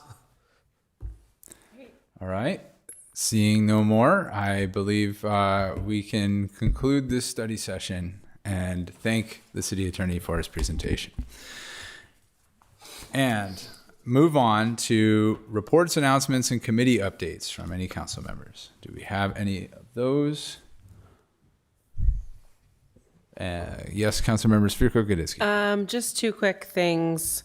So first, this Friday is Lights and Sirens through the Police Activities League. So please, if you haven't gotten a ticket yet, please do. Hopefully you have. And we'll see you there. And then I just had a quick point of clarification for the city manager. So a few weeks ago, I raised concern about a bus stop by 3rd and Norfolk across the street from Chavez. And I was told by city staff that they did put in a request to Samtrans. And then I heard back from the Samtrans rep that actually it's city staff's responsibility. Staff is working on that. So we got notified there's certain bus stops that are under our maintenance and control. And so that just happens to be one of them. Oh, And okay. so staff is following up on that. Okay, interesting. So they're not all Samtrans? Not all of them, no. So there's specific ones. And so that one in particular is city. Okay, thank you very City's much. Appreciate the update. Yep. Thank you. Anyone else? Councilmember Newsom. Thank you, through the mayor. Just a kind of a shout out that we are having extremely high temperatures for March, and tomorrow is predicted to be in the mid 80s. The city does have facilities such as our public library, which act as cooling centers. And so we encourage our public that if they don't have air conditioning at home, which many of us still do not, that they get to somewhere cool and stay cool and hydrated. Thank you. I appreciate this. Deputy Mayor Fernandez. Just a shout out, it is Women's History Month, and the state legislature typically each legislator nominates a Woman of the Year. And I am very proud to see today that Assemblymember Diane Pappin named Dana Storr, the head of the event center, who's also a San Mateo resident, as her Woman of the Year. So I just wanted to shout Dana out. Excellent. Thank you for this. Okay. I'd say happy tomorrow, St. Patrick's Day.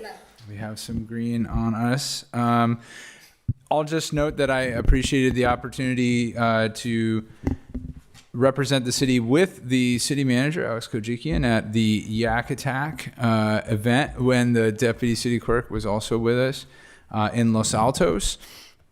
Our city's Youth Activities Council was there, along with many other cities in the area. A number of counties were represented in this regional biennial meeting. And so this one happened to occur in Los Altos. And the city manager and I were on a panel along with Councilmember Phoebe Venkat of Foster City and a Burlingame commissioner to answer some questions from the youth about participating in local government and its importance. So that was a privilege. I also happened to cut the ribbon for a renovation of our Safeway at De Anza and Crystal Springs Shopping Center in District 5. And so it was just nice to be present for a grocery store that is investing in its future here in the city of San Mateo. And I participated in the Nowruz celebration, Persian New Year, at the San Mateo Public Library this last Saturday. And it was just a pleasure to be with our city librarian, Roshana Singh, and many members of the community, a number of volunteers from our library, who happen to be part of a community that includes those who have been teaching Farsi in our city for decades. And I just wanted to thank folks who did attend for celebrating in a public space in our city in tough times, because I think we need to meet our neighbors more so than ever. Learn their customs and celebrate diversity. So it was a pleasure to be there for that. And with that, if there are no other reports, announcements, and committee updates, I will adjourn this meeting. Thank you all. Good night.